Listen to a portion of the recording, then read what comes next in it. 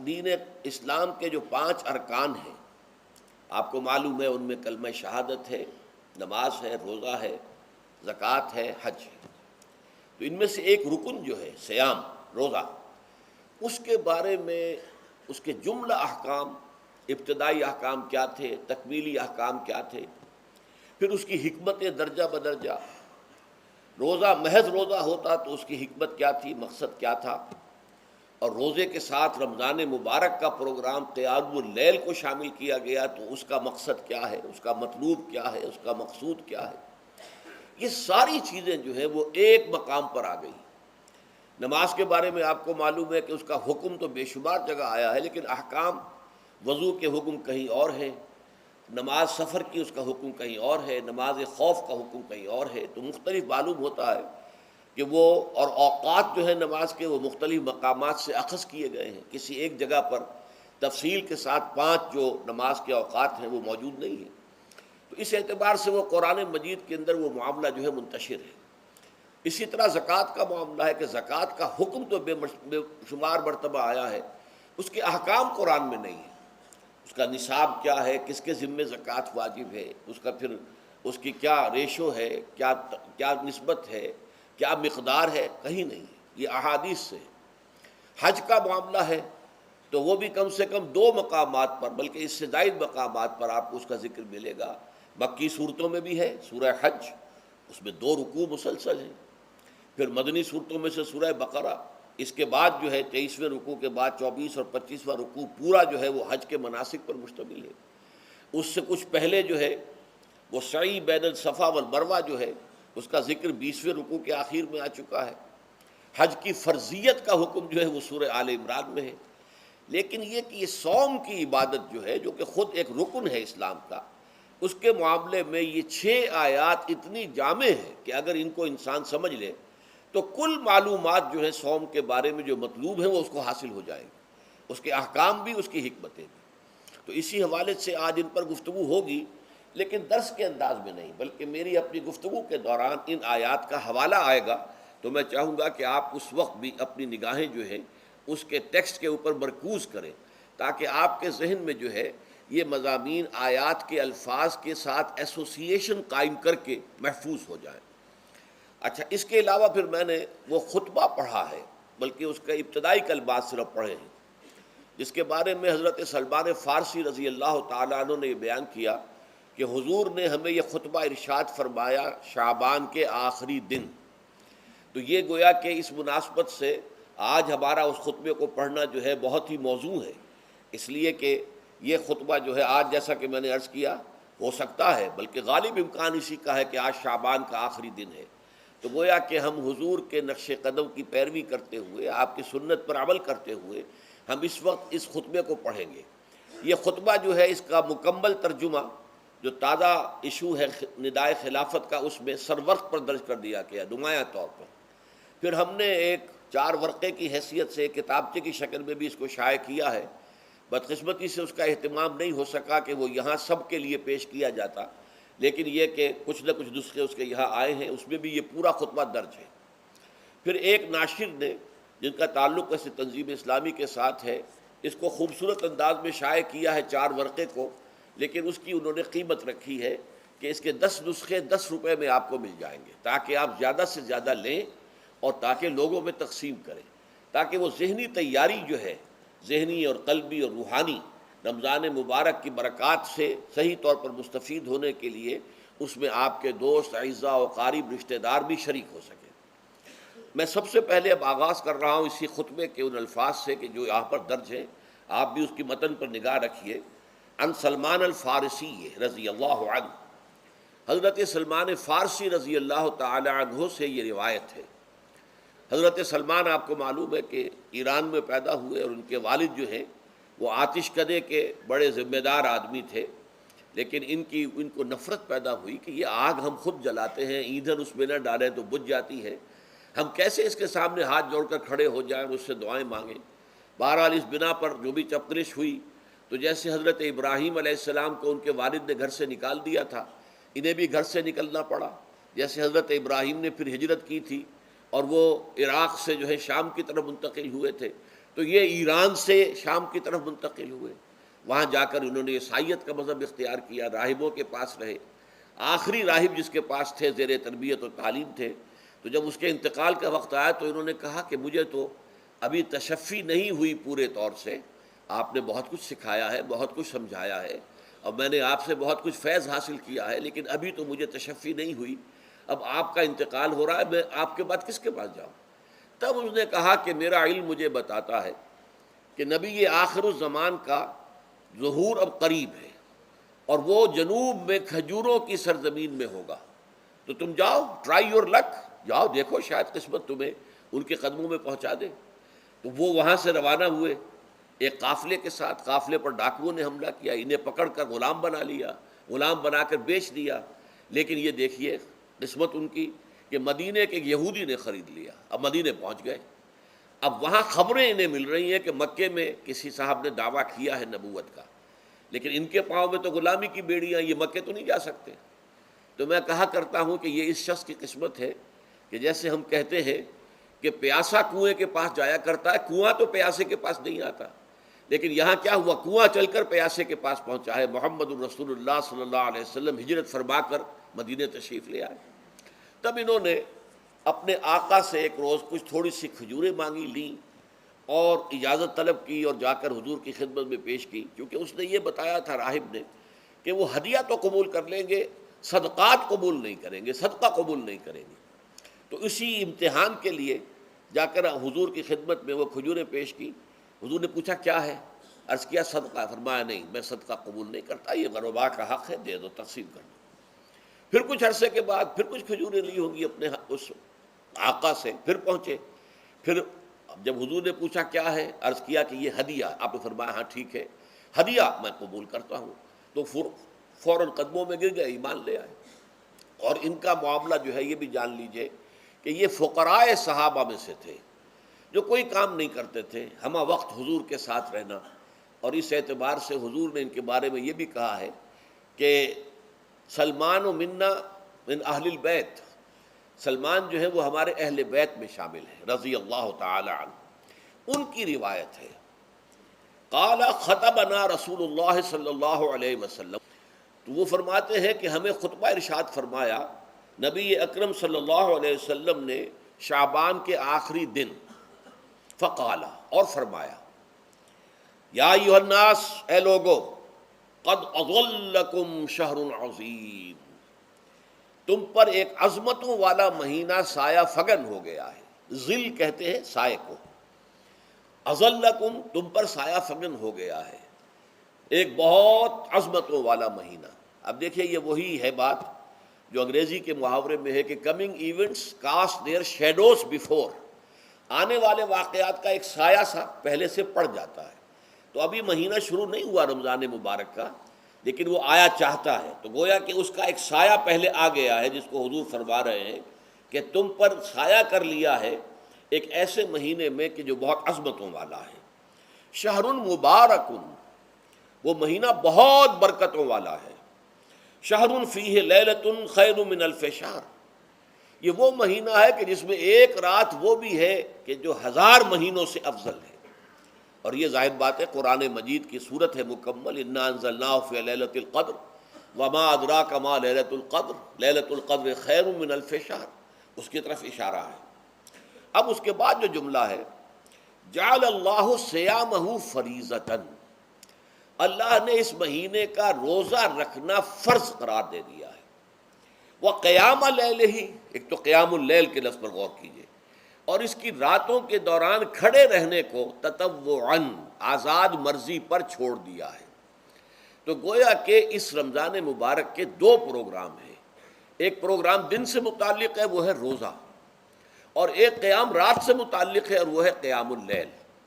دن کا پروگرام فرض ہے، رات کا پروگرام فرض نہیں ہے، لیکن ایک طرح کی تشویق اور ترغیب، اس کے لیے جو ہے تحریص، یہ موجود ہے۔ ورنہ تو یہ ہے کہ ہر رات جو ہے اس میں تہجد آپ پڑھیں، رات کو کھڑے رہیں، وہ اللہ تعالیٰ کو بہت پسندیدہ ہے۔ تہجد حضور کے لیے تو فرض کے درجے میں رہی ہے، لیکن عام مسلمانوں پر فرض نہیں ہے۔ البتہ جو کوئی کر سکے ان کے لیے یقیناً بہت اعلیٰ مراتب ہے، بہت اونچے درجات ہیں۔ تو وہ تو کسی بھی شب میں پورے سال آپ کریں، لیکن اس کے لیے خاص طور پر چونکہ اہتمام کیا گیا، لہذا جعلہ کا جو فعل ہے اس کے مفعول میں جہاں یہ شامل ہے، نمبر ایک جعل اللہ صیامہ فریضۃ، روزہ رکھنا فرض قرار دے دیا، اور اس کی راتوں کو کھڑے رہنا یہ تمہاری مرضی پر چھوڑ دیا، اسے فرض نہیں کیا ہے۔ بس اس تمہید کے بعد اب میں شروع کروں گا استقبال رمضان کے ضمن میں روزے کی حکمتیں کیا ہیں، اس کے احکام کیا ہیں۔ نمبر ایک، شریعت محمدی میں روزے کی تدریجی فرضیت، یہ جو تمہیدی مضمون ہے اس ضمن میں وہ بہت اہم ہے۔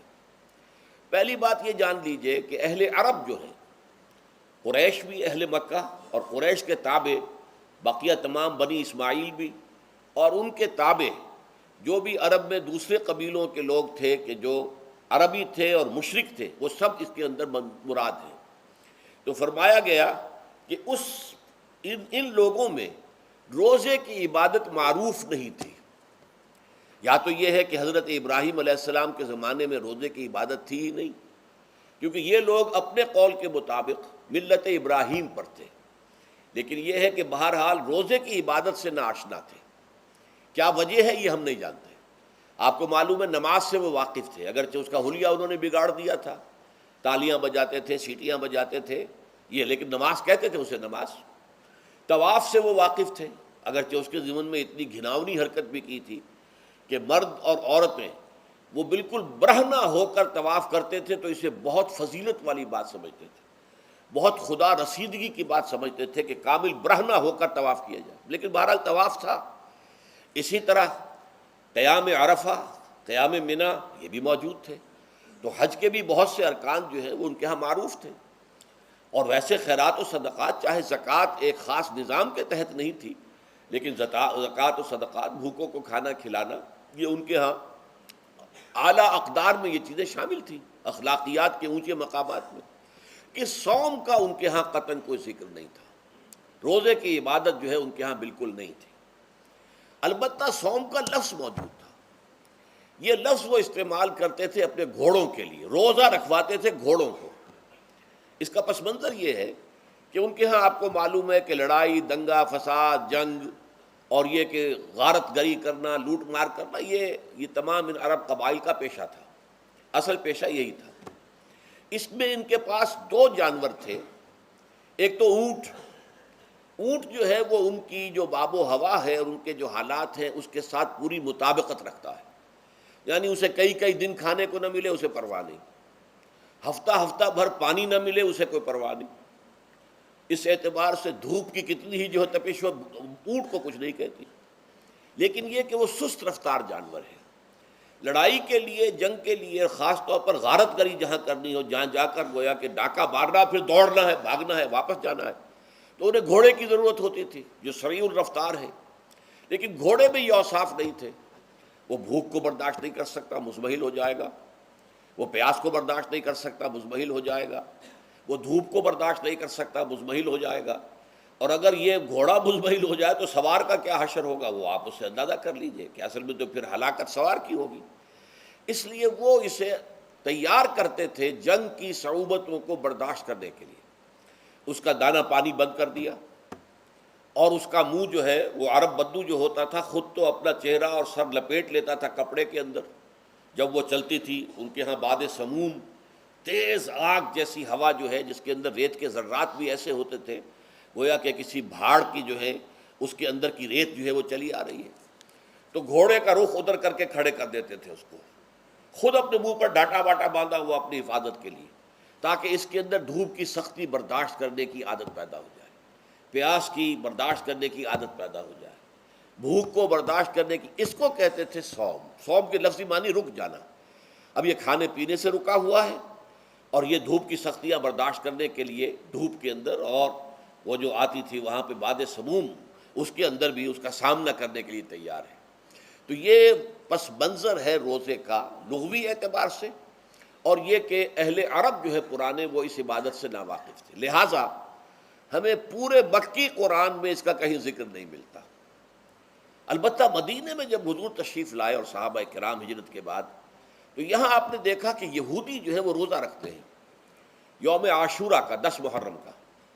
تو حضور نے دریافت کیا کہ یہ تم 10 محرم کو روزہ کیوں رکھتے ہو؟ تو انہوں نے کہا کہ یہ دن ہماری نجات کا دن ہے.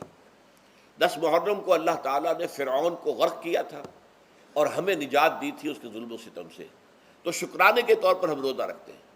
تو حضور نے فرمایا کہ موسیٰ کے تو پھر ہم تم سے زیادہ حقدار ہیں، ہم موسیٰ کو مانتے ہیں علیہ الصلاۃ والسلام، ان کی عزت کرتے ہیں، قدر کرتے ہیں، تو ہم بھی روزہ رکھیں گے. تو آپ نے صحابہ کو حکم دیا کہ عاشورہ کا روزہ رکھا کرو. پھر کچھ عرصے کے بعد اللہ تعالیٰ کی طرف سے حکم آ گیا، اور یہ حکم جو ہے اس رکوع کی پہلی آیت کے اندر ہے، یا ایھا الذین آمنوا کتب علیکم الصیام کما کتب علی الذین من قبلکم لعلکم تتقون.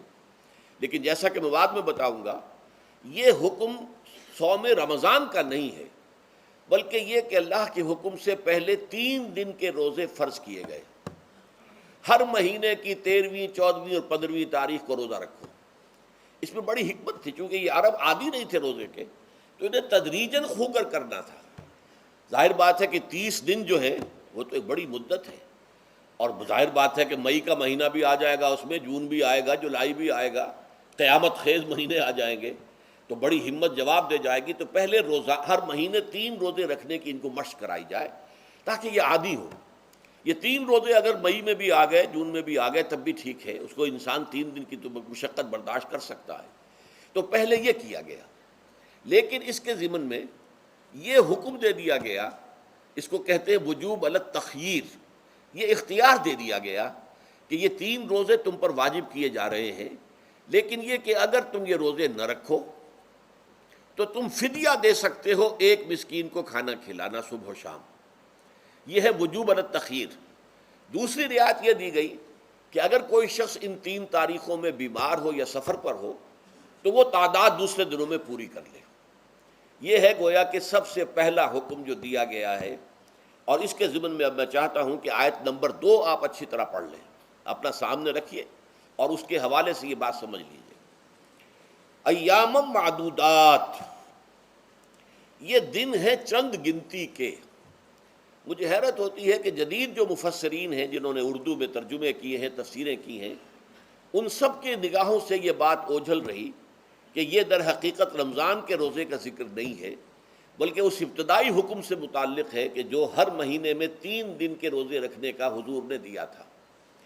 لیکن یہ کہ میرا اپنا ذاتی واقعہ یہ ہے زندگی کا، اور یہ اہم واقعات میں سے ہے. میں جب میڈیکل کالج میں پڑھتا تھا، سمجھیے 19-20 سال کی میری عمر، اس وقت بھی مجھے یہ احساس ہوا تھا کہ یہ جو 2 آیات آئی ہیں یہاں ایک دوسرے کے تقابل میں، یہ بیک وقت نازل نہیں ہو سکتی، ان میں وقفہ ہوگا. اور یقیناً پہلا حکم کسی اور پس منظر میں ہے، دوسرا حکم جو بعد میں ہم دیکھیں گے وہ کسی اور پس منظر میں ہے. تو میری رائے یہ تھی، اور میں اس پر قائم بھی تھا، بیان بھی کرتا تھا، لیکن ڈرتا تھا، اس لیے کہ اس وقت تک جتنی تفسیریں میں نے دیکھی تھی، ترجمے دیکھے تھے، ان میں سے کسی نے یہ بات کہی نہیں تھی. تو ایک آدمی اپنی رائے کے اوپر اتنی بڑی بات کہہ دے تو میں ڈرتا رہتا تھا، لیکن کہتا تھا کہ میری رائے یہی ہے. پھر اتفاق سے جماعت اسلامی ہند کا ترجمان ہوتا تھا ماہنامہ زندگی، عروج احمد قادری صاحب اس کے مدیر تھے.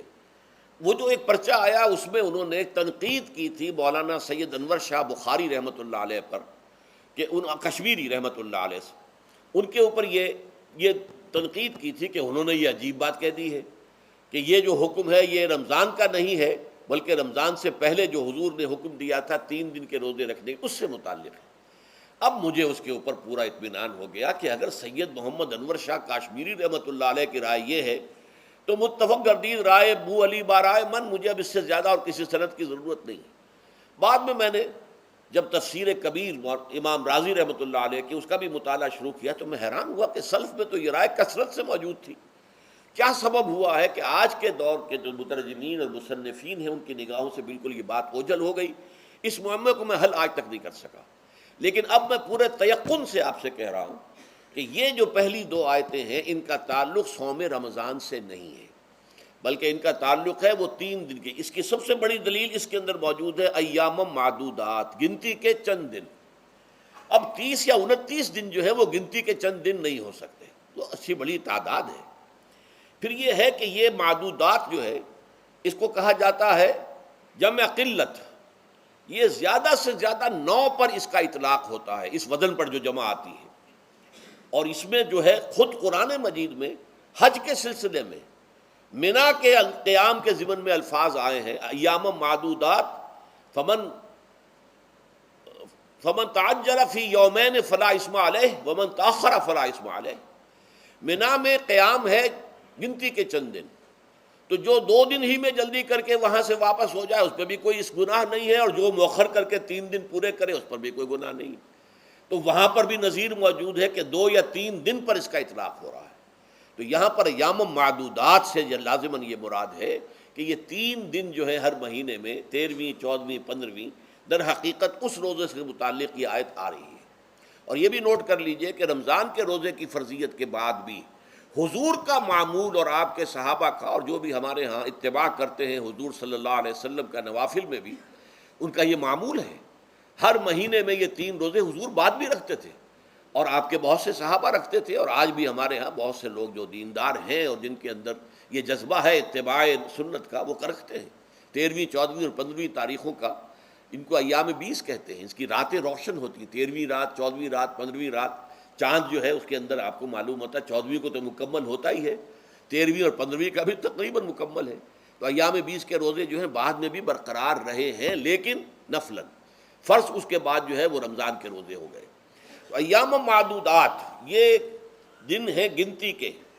فمن کان منکم مریض او علی سفر فعدۃ من ایام اخر، تو جو کوئی بھی تم میں سے ہو بیمار یا سفر پر تو وہ تعداد پوری کر لے دوسرے دنوں میں۔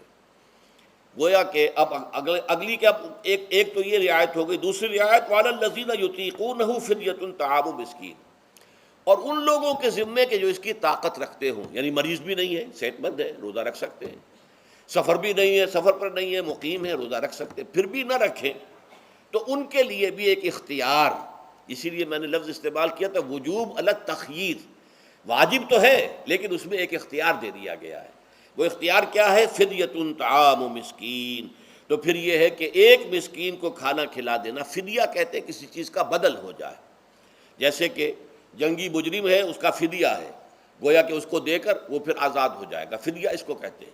ففدیۃ طعام مسکین، لیکن یہ ہے کہ فمن تطوع خیرا فہو خیر اللہ، اور جو نیکی سے خیر کرنا چاہے مزید تو وہ اس کے لیے بہتر ہے، ایک کے بجائے 2 کو کھلائے، 3 کو کھلائے، 4 کو کھلائے، 10 کو کھلائے، تو یہ تو ترغیب ہے، لیکن کم سے کم ایک مسکین کو کھانا کھلانا 2 وقت کا۔ وَأَن تَصُومُوا خَيْرٌ لَكُمْ، اب دیکھیے یہ لفظ بول رہے ہیں، اگر تم روزہ رکھو تو یہ تمہارے حق میں بہتر ہے، یعنی اگرچہ اختیار تمہیں دے دیا ہے، اختیار یہ ہے کہ روزہ رکھو، اگر نہ رکھو تو فدیہ دے دو ایک مسکین کا کھانا، لیکن اگر تم روزہ رکھو، ان کنتم تعلمون، اگر حقیقت میں تم علم رکھتے ہو کہ روزے کے اندر کیا کیا برکات ہیں، تو تمہیں روزہ لازماً رکھنا چاہیے۔ تشویق اور ترغیب موجود ہے، لیکن یہ کہ اس کی فرضیت یا وجوب نہیں ہے۔ یہ تھا ابتدائی حکم روزے کے ضمن میں۔ اب اس کے بعد اگلی آیت جو ہے اس کے بھی پہلے حصے کو مت پڑھیے، شہر رمضان الذی انزل فیہ القرآن، اس کے بارے میں تو بعد میں گفتگو ہوگی، بینات من الہدی والفرقان، لیکن اگلا جملہ فمن شہد منکم الشہر فلیصم، اب یہ رمضان کے روزے کی فرضیت کا حکم آیا ہے۔ رمضان کا مہینہ وہ ہے جس میں قرآن نازل کیا گیا، اس کے بارے میں جیسا کہ میں نے عرض کیا پھر بعد میں عرض کروں گا، لیکن جو شخص بھی تم میں سے موجود ہو اس مہینے میں، اپنے گھر میں موجود ہے، اپنے شہر میں موجود ہے، سفر پر نہیں ہے، یا یہ ہے کہ جو شخص بھی اس مہینے کو پائے، اس کی زندگی میں یہ مہینہ آ جائے، یہ برکتوں کا ایک موقع اسے مزید حاصل ہو جائے، فلیصم، یہ امر کا صیغہ ہے، یہ وجوب ہے مطلقاً۔ اب اس میں جو 2 رعایتیں پہلے دی گئی تھی ان میں سے ایک کو برقرار رکھا، وَمَنْ كَانَ مَرِيضًا أَوْ عَلَى سَفَرٍ فَعِدَّةٌ مِّنْ أَيَّامٍ أُخَرَ، یہی وہ الفاظ ہیں جن کی بنا پر میرا گمان اس وقت بھی یہ تھا کہ یہ 2 بیک وقت نازل نہیں ہو سکتی آیات، یہ جو تکرار ہے بے معنی تکرار ہو جائے گی پھر اگر ایک ہی وقت میں نازل ہو رہی ہو، اور قرآن مجید کی فصاحت اور بلاغت سے یہ چیز بعید ہے کہ وہاں پر اس طرح کی تکرار بلا سبب ہو رہی ہو۔ قرآن میں اور بہت سی آیات ہیں جن میں کہ آپ کو معلوم ہے کہ پورا رکوع ہے سورہ مزمل کا، جس میں قیام اللیل کا حکم ہے، پھر اسی کے آخر میں وہ آیت شامل کر دی گئی ہے جو کم سے کم 1 سال بعد نازل ہوئی ہے، جس میں کہ رات کے قیام کا وجوب ختم کر دیا گیا، اور صرف یہ کہ جتنا بھی تم سے ممکن ہو سکا کرو، ضروری نہیں ہے کہ تہائی شب ہو، آدھی ہو، 2/3 ہو، جتنا بھی ممکن ہو قرآن پڑھا کرو رات کو، گویا کہ وہ فرضیت جو تھی قیام اللیل کی وہ ختم ہو گئی۔ تو اس حوالے سے وہ جو ناسخ ہے، منسوخ کرنے والی آیت بھی اس کے ساتھ ہی رکھ دی گئی ہے، تاکہ وہ جو اصل حکم تھا وہ بھی برقرار سامنے رہے، اور جس نے آ کر اسے منسوخ کیا وہ بھی برقرار رہے اور سامنے رہے۔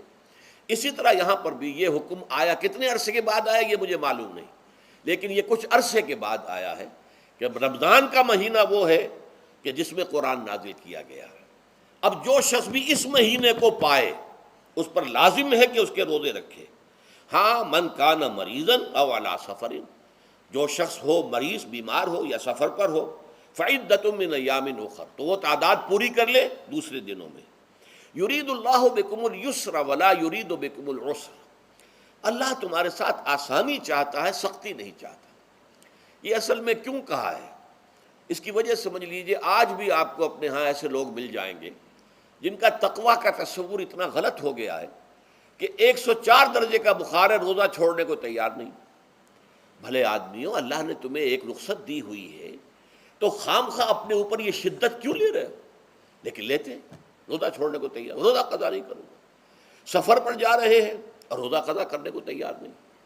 ایک موقع پر ایک غزوے کے دوران ایسا ہوا کہ کچھ لوگوں نے روزہ رکھا ہوا تھا، لیکن وہ اتنے یوں سمجھیے مزمحل ہو گئے کہ جب پڑاؤ پر پہنچے تو جن کا روزہ نہیں تھا انہوں نے تو بڑی چاق و چوبند طریقے سے خیمے نصب کیے، سارا بندوبست کیا، اور یہ جا کر بے سدھ ہو کر بے ہوش ہو کر گر پڑے۔ تو حضور نے فرمایا ان کو دیکھ کر، لیس من البر الصیام فی السفر، سفر میں روزہ رکھنا یہ کوئی نیکی کا کام نہیں ہے، یہ نیکی کا غلط تصور ہے کہ جو تم نے اپنے اختیار کر لیا، یہ تمہارے اندر تشدد پسندی پیدا ہو رہی ہے۔ دین کے احکام میں جو مقصد ہے وہ کیا ہے؟ یرید اللہ بکم الیسر ولا یرید بکم العسر۔ اسی پر عمل کرتے ہوئے حضور نے فرمایا ہے کہ جو بھی علماء دین ہیں یا جو رہنمایان دین ہیں ان کا کام کیا ہے؟ آپ نے فرمایا یسروا ولا تعسروا، دیکھو آسانیاں پیدا کرو، سختیاں پیدا نہ کرو۔ دین میں سختیاں پیدا کرنا بھی وہ اسر اور اغلال بن جاتا ہے کہ جس کو رفع کرنے کے لیے، اور جس سے لوگوں کو، یہودیوں کو اور تمام اہل کتاب کو نجات دینے کے لیے اللہ تعالیٰ نے اپنے رسول محمد صلی اللہ علیہ وسلم کو بھیجا۔ وَيَضَعُ عَنْهُمْ إِصْرَهُمْ وَالْأَغْلَالَ الَّتِي كَانَتْ عَلَيْهِمْ، کہ جہاں وہ نیکی کا حکم دیتے ہیں، بدی سے روکتے ہیں، پاکیزہ چیزوں کو حلال ٹھہراتے ہیں اور خبیث چیزوں کو، ناپاک چیزوں کو حرام قرار دیتے ہیں، وہیں وہ لوگوں کے اوپر سے وہ بوجھ بھی ختم کرتے ہیں کہ جو انہوں نے خام خواہ اپنے اوپر لاد لیے۔ تو ان میں سے یہ بھی ہے کہ یہ نیکی کا کام نہیں ہے کہ آپ سفر میں ہیں اور روزہ رکھ رہے ہیں۔ یرید اللہ بکم الیسر ولا یرید بکم العسر وَلِتُكْمِلُوا الْعِدَّةَ، لیکن یہ بات واضح رہے کہ اب تمہارے لیے تعداد کو پورا کرنا لازم ہے، یہ نہیں ہے کہ آپ اس کی جگہ پر فدیہ دے دیں تو بات پوری ہو جائے گی، نہیں۔ روزے کی تعداد، آپ کے رمضان میں 2 روزے 3 روزے چھوٹ گئے بیماری کی وجہ سے، ٹھیک ہے، لیکن دوسرے دنوں میں اس کی قضا دینی لازم ہے۔ وہ روزے رکھنے جو ہے آپ پر لازم ہے، ان کا کوئی بدل جو ہے وہ فدیہ نہیں ہو سکتا۔ البتہ یہ نوٹ کر لیجئے، یہ حکمت نبوی ہے کہ یہاں اگرچہ وہ فدیے کا حکم جو ہے گویا کہ بظاہر قرآن مجید کے الفاظ سے محسوس ہوتا ہے کہ مطلقاً منسوخ ہو گیا، لیکن حضور نے اس کو خاص حالتوں میں باقی رکھا ہے۔ کوئی شخص اتنا بوڑھا ہو چکا ہے یا خاتون اتنی بوڑھی ہو چکی ہے کہ دن بھر کا فاقہ جو ہے اس میں اندیشہ ہے کہ کہیں ہلاک نہ ہو جائے، کوئی مریض ہے، مرد ہے یا عورت ہے، وہ ڈائبٹیز کی مریضہ ہے، اس کو وہ شوگر کا مرض ہے اور وہ اس کو برداشت نہیں کر سکتی، شوگر لیول بہت نیچے ہو جائے تو موت واقع ہو سکتی۔ کوئی ایسا مریض ہے جس کو مرض سے شفا پانے کی اب کوئی امید ہے ہی نہیں کہ میں مرض سے شفا پا جاؤں گا یا پا جاؤں گی تو اس کے بعد میں روزہ مکمل کر دوں گی، نہیں۔ ایسے لوگوں کے لیے حضور نے اس رعایت کو برقرار رکھا ہے کہ ایسے لوگ اگر ایک مسکین کو کھانا کھلا دیں تو یہ فدیہ بن جائے گا، لیکن جو بھی شخص صحت مند ہو اور صحت کی توقع رکھتا ہو، اور جو شخص بھی طاقت رکھتا ہو روزے کا قضا کر دینے کا، اس کے لیے لازم ہے کہ روزوں کی قضا کرے۔ وَلِتُكْمِلُوا الْعِدَّةَ وَلِتُكَبِّرُوا اللَّهَ عَلَىٰ مَا هَدَاكُمْ، اور تاکہ تم اللہ کی کبریائی کا اعلان کرو اس چیز پر کہ جو اس نے تمہیں ہدایت عطا فرمائی ہے۔ اب اس کا ایک تو ظاہر ہے کہ جب روزے ختم ہوتے ہیں عید الفطر میں تکبیر، اضافی تکبیرات کے ساتھ 2 رکعتیں ہیں جو ہم ادا کرتے ہیں۔ احناف کے نزدیک 6 اضافی تکبیرات ہیں اور اہل حدیث کے نزدیک 12 ہیں، لیکن تکبیرات ہیں اضافی۔ اور یہ کہ جاتے ہوئے اور آتے ہوئے عید کے لیے آپ جا رہے ہیں تو تکبیرات پڑھتے ہوئے جائیے، واپس آ رہے ہیں تکبیر پڑھتے ہوئے آئیے، اور یہ بھی کہ جاتے ہوئے راستہ کوئی اور، آتے ہوئے راستہ کوئی اور اختیار کیجئے، تاکہ پورا شہر، پوری بستی جو ہے تکبیر کی آواز سے گونج جائے۔ یہ ظاہر ہے، باطن اس کا کیا ہوگا؟ اللہ کی کبریائی کا اعلان کرو، اللہ کی کبریائی کو نافذ کرنے کی کوشش کرو۔ جب اللہ نے تمہیں ہدایت دے دی ہے، تمہیں اپنے دین حق سے نواز دیا ہے، اب تمہارا فرض ہے کہ اس کو قائم کرو، اس کے لیے جد و جہد کرو، اس کے لیے تن من دھن لگاؤ، اس کے لیے جان اور مال سے جہاد کرو۔ وَلِتُكَبِّرُوا اللَّهَ عَلَى مَا هَدَاكُمْ وَلَعَلَّكُمْ تَشْكُرُونَ، اور تاکہ تم واقعتاً شکر کرو۔ اس پر بھی گفتگو بعد میں ہوگی۔ یہ حکمت صوم کے حوالے سے ہے یہ لفظ۔ اس کے بعد جو ہے ایک آیت چھوڑ کر پھر اگلی 5ویں آیت پڑھیے۔ یہ ہے تکمیلی احکام۔ ابتدائی احکام آ گئے، نمبر 2 میں صوم رمضان کا حکم آ گیا۔ نمبر 3 پر ہوا کیا تھا کہ جب روزوں کا حکم دیا گیا تو چونکہ مثال آپ نے رکھی تھی یہود کی کہ یہود جو ہے عاشورہ کا روزہ رکھتے ہیں تو ہم بھی کیوں نہ رکھیں، مسلمانوں تم بھی رکھو۔ اس سے گمان یہ کیا گیا کہ جو احکام یہود کی شریعت میں ہیں روزے کے، شاید وہی ہماری شریعت میں بھی ہے، اور ان کی شریعت میں یہ تھا کہ رات کو سو گئے تو روزہ شروع ہو گیا، اور وہ روزہ اب نہ کوئی سحری ہے نہ رات میں کے دوران کوئی میاں اور بیوی جو ہے وہ ہم بستری کر سکتے ہیں، بلکہ یہ کہ وہ روزہ صبح سے لے کر پھر جب رات کے بعد صبح آئے گی، صبح سے پھر دوپہر اور شام اور غروب آفتاب پر جا کر روزہ ختم ہوگا۔ گویا کہ کم و بیش 20 گھنٹے کا روزہ یا 21 گھنٹے کا روزہ، کیونکہ اگر غروب آفتاب کے 3 گھنٹے بعد آدمی سو گیا تو وہاں سے جو روزہ شروع ہوا ہے تو غروب آفتاب پر اگلے روز جو ہے وہ ختم ہوگا، تو ہو جائے گا 20-21 گھنٹے کا روزہ۔ یہ روزے کا حکم لوگوں نے سمجھا، اس کی صراحت کوئی نہیں تھی، لیکن لوگ جو ہے چونکہ صراحت منفی بھی نہیں تھی، مثبت بھی نہیں تھی، لہذا وہ رات کے وقت میں جب جو دن ہوتے تھے روزوں کے، ان کی راتوں میں وہ اپنی جو بھی ایک طبعی ضرورت ہے، جو ہم بستری ہے میاں اور بیوی کی، شوہر اور بیوی کی، وہ کر گزرتے تھے۔ جذبات کے اندر جو بھی اس وقت ان کی احتیاج ہوئی، دل میں کھٹک رہتی تھی کہ پتہ نہیں ہم نے یہ صحیح کام کیا نہیں کیا، غلط کیا، تو اس سے یہ کہ ظاہر بات ہے کہ پھر قرآن مجید اسے قرار دے رہا ہے اپنے آپ سے خیانت کرنا۔ جب انسان اپنے ضمیر کے خلاف کوئی بات کر رہا ہو تو چاہے وہ بات صحیح ہے لیکن وہ اسے گناہ سمجھ کے کر رہا ہے تو اس نے تو گناہ کیا، وہ اپنے آپ سے تو خیانت کر رہا ہے۔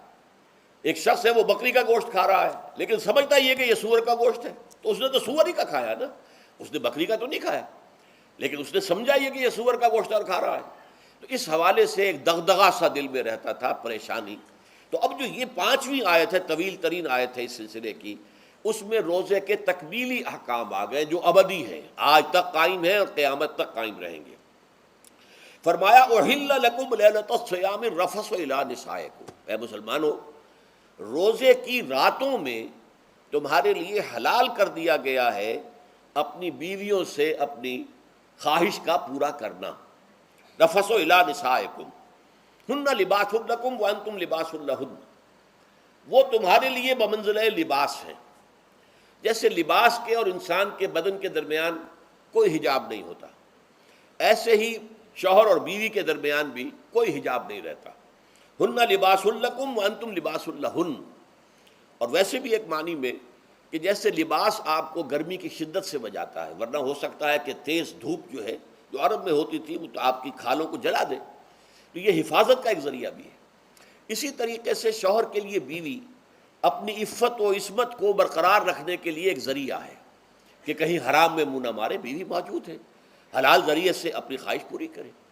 اور بیوی کے لیے شوہر اسی طریقے سے ایک ڈھال بن جاتا ہے کہ اسے خام خواہ ادھر ادھر دیکھنے کا کوئی خیال بھی کبھی نہ آئے، اس کی جو بھی نفسانی خواہش ہے اس کی شوہر پورا کر رہا ہے۔ تو اس اعتبار سے بھی ہن لباس لکم وانتم لباس لہن، علم اللہ انکم کنتم تختانون انفسکم، اللہ کے علم میں ہے کہ تم اپنے آپ سے خیانت کر رہے تھے۔ اس کی وضاحت میں پہلے کر چکا ہوں کہ دل میں یہ دغدغہ تھا کہ یہ حرام کام اور کر رہے ہیں، یہ گویا کہ اپنے آپ سے خیانت، اللہ سے بغاوت نہیں تھی۔ کیوں کہ اللہ تعالیٰ کی طرف سے تو حکم تمہیں معلوم تھا ہی نہیں ابھی، آیا اس کی اجازت ہے یا نہیں ہے، لیکن اپنے آپ سے تو خیانت کر رہے ہو نا، تم یہ سمجھ رہے تھے کہ یہ نہیں ہونا چاہیے، یہ گویا کہ ممنوع ہے اور کر رہے تھے، تو اس کو کہا کہ تم اپنے آپ سے خیانت کر رہے تھے۔ علم اللہ انکم کنتم تختانون انفسکم فتاب علیکم، تو اللہ نے تم پر اپنی رحمت اور مغفرت کے ساتھ توجہ فرمائی، یعنی جو کچھ اب تک ہو چکا ہے اسے اللہ نے معاف کر دیا، اسے صاف کر دیا، کلین سلیٹ، اب تمہارا جو اعمال نامہ ہے اس میں اس طرح کا اگر کوئی عمل درج ہو گیا ہے تو وہ اللہ نے صاف کر دیا ہے۔ وعفا عنکم، اور تمہیں معاف بھی کر دیا ہے۔ فالآن باشروہن، تو اب تم ان کے ساتھ جو بھی تعلق زن و شو ہے اس کو اختیار کر سکتے ہو۔ فالآن باشروہن وابتغوا ما کتب اللہ لکم، اور حاصل کرو وہ کچھ اللہ نے تمہارے لیے لکھ دیا ہے۔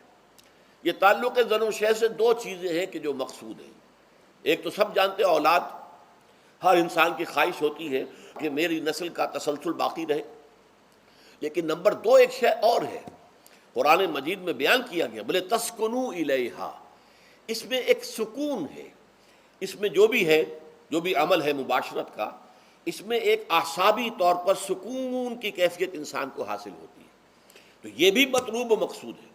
تو ما کتب اللہ لکم، تمہارے لیے اللہ نے اس میں ایک تو اولاد کا معاملہ رکھ دیا ہے اور ایک تمہارے لیے سکون کا، لتسکنوا الیہا، تاکہ تم ان کی طرف توجہ کر کے سکون حاصل کرو۔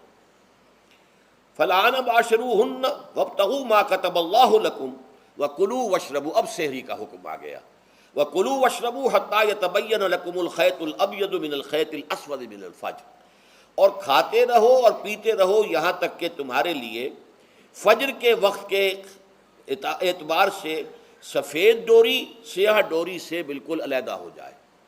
اصل میں اس کو بعض صحابہ نے تو سمجھا کہ یہ لغوی معنی اس کے لیے کہ آپ اپنے تکیے میں ایک سفید دھاگا رکھ لیا اور ایک کالا رکھ لیا، اور دیکھتے رہتے تھے، جب یہ سفید اور کالا علیحدہ علیحدہ نظر آنے لگے تو پھر روزے کا رکھنے کا وقت شروع ہو چکا اور اب کھانا پینا بند کر دیا جائے۔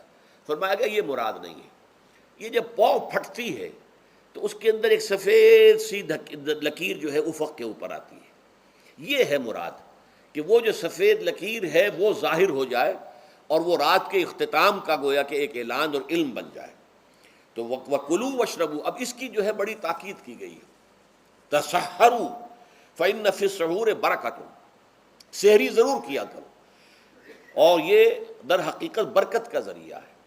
یہ بھی آپ نے فرمایا ہمارے اور یہود کے روزے کے مابین جو فرق ہے وہ سحری ہے، یہ سحری، کیونکہ روزہ جو ہے وہ فجر سے لے کر اور غروب آفتاب تک ہے، طلوع آفتاب سے نہیں، فجر سے، جبکہ وہ سپیدہ سحر جس کو ہم کہتے ہیں نمودار ہو جائے، طلوع آفتاب کو ابھی 1.5 گھنٹے بعد ہوگا کہیں جا کر، لیکن اس وقت جو ہے روزہ شروع، غروب آفتاب پر ختم۔ اس حوالے سے اس سے پہلے کھانا پینا، اور اس میں بھی فرمایا گیا کہ بعض لوگ بہت زیادہ احتیاط کرتے ہیں، وہ صحیح نہیں ہے، اس لیے کہ فجر کے لیے اذان جب دیتے تھے تو اس میں بعض حضرات ذرا جلدی کرتے تھے، حضور نے فرمایا کہ نہیں دیکھو یہ ذرا جلدی کر دیتے ہیں، اگر تم میں سے کسی کے ہاتھ میں پیالہ ہے، ابھی وہ کچھ کھا رہا ہے، اذان ہو گئی ہے، تو وہ اپنا پیالہ پورا کر لے، اس میں بھی تشدد کی ضرورت نہیں، جیسے کہ اس سے پہلے ہم پڑھ چکے یسروا ولا تعسروا، یرید اللہ بکم الیسر ولا یرید بکم العسر، اللہ تمہارے ساتھ آسانی چاہتا ہے، سختی نہیں چاہتا۔ تو اسی طرح فرمایا وَكُلُوا وَاشْرَبُوا حَتَّى يَتَبَيَّنَ لَكُمُ الْخَيْطُ الْأَبْيَضُ مِنَ الْخَيْطِ الْأَسْوَدِ مِنَ الْفَجْرِ ثُمَّ أَتِمُّوا الصِّيَامَ إِلَى اللَّيْلِ، پھر اب روزے کو پورا کرو رات تک۔ إِلَى اللَّيْلِ میں پھر بڑی بحثیں ہوئی ہیں، اس لفظ کی مناسبت سے اہل تشیع اس کے قائل ہیں کہ جب کہ خوب اندھیرا ہو جائے، لیکن اہل سنت کا اجماع ہے کہ غروب آفتاب اس سے مراد ہے، اس لیے کہ آغاز رات کا غروب آفتاب کے ساتھ ہے، اور اس میں بھی احادیث کے اندر آیا ہے کہ تعجیل کرنی چاہیے۔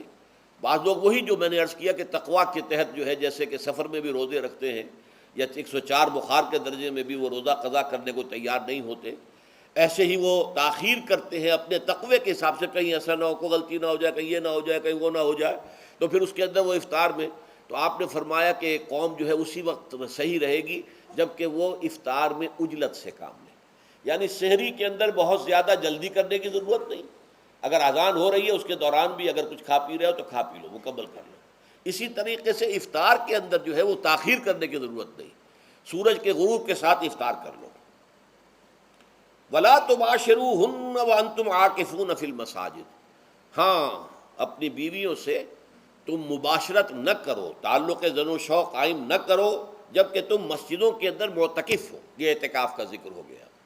رمضان کے آخری عشرے میں یہ اعتکاف جو مسنون ہے کہ 21ویں شب سے شروع ہو جائے گا، یعنی 20واں روزہ ختم ہوا اس کے ساتھ یہ اعتکاف شروع ہو گیا، اور پھر اعتکاف مسنون جو ہے وہ جب تک کہ چاند نظر نہ آ جائے شوال کا، عید کا، تو اس وقت تک یہ اعتکاف جاری رہے گا۔ یہ ہے مسنون اعتکاف۔ اس کی کیا حکمت ہے وہ میں بعد میں عرض کروں گا۔ تو یہ حکمت جو ہے اس کے حوالے سے گفتگو بعد میں ہو جائے گی، لیکن یہاں یہ بتا دیا گیا کہ یہ جو رمضان کی 20 راتوں میں اجازت دی گئی ہے اپنی بیویوں کے ساتھ ہم بستری کی، وہ اس معتکف کے لیے نہیں ہے۔ جو مسجد میں معتکف ہے تو ہاں اس کی اہلیہ آ سکتی ہے وہاں ملاقات کے لیے، کسی مشورہ کوئی کرنا ہے بہت ضروری ہے، آ جائے، ملاقات ہو سکتی ہے، لیکن یہ کہ مباشرت نہیں ہو سکتی، وہ حرام ہے۔ فرمایا وَلَا تُبَاشِرُوهُنَّ وَأَنْتُمْ عَاكِفُونَ فِي الْمَسَاجِدِ تِلْكَ حُدُودُ اللَّهِ، یہ اللہ کی حدود ہیں، شریعت اسلامی کی یہ حدود ہیں، فَلَا تَقْرَبُوهَا، تو ان کے قریب تک مت جاؤ۔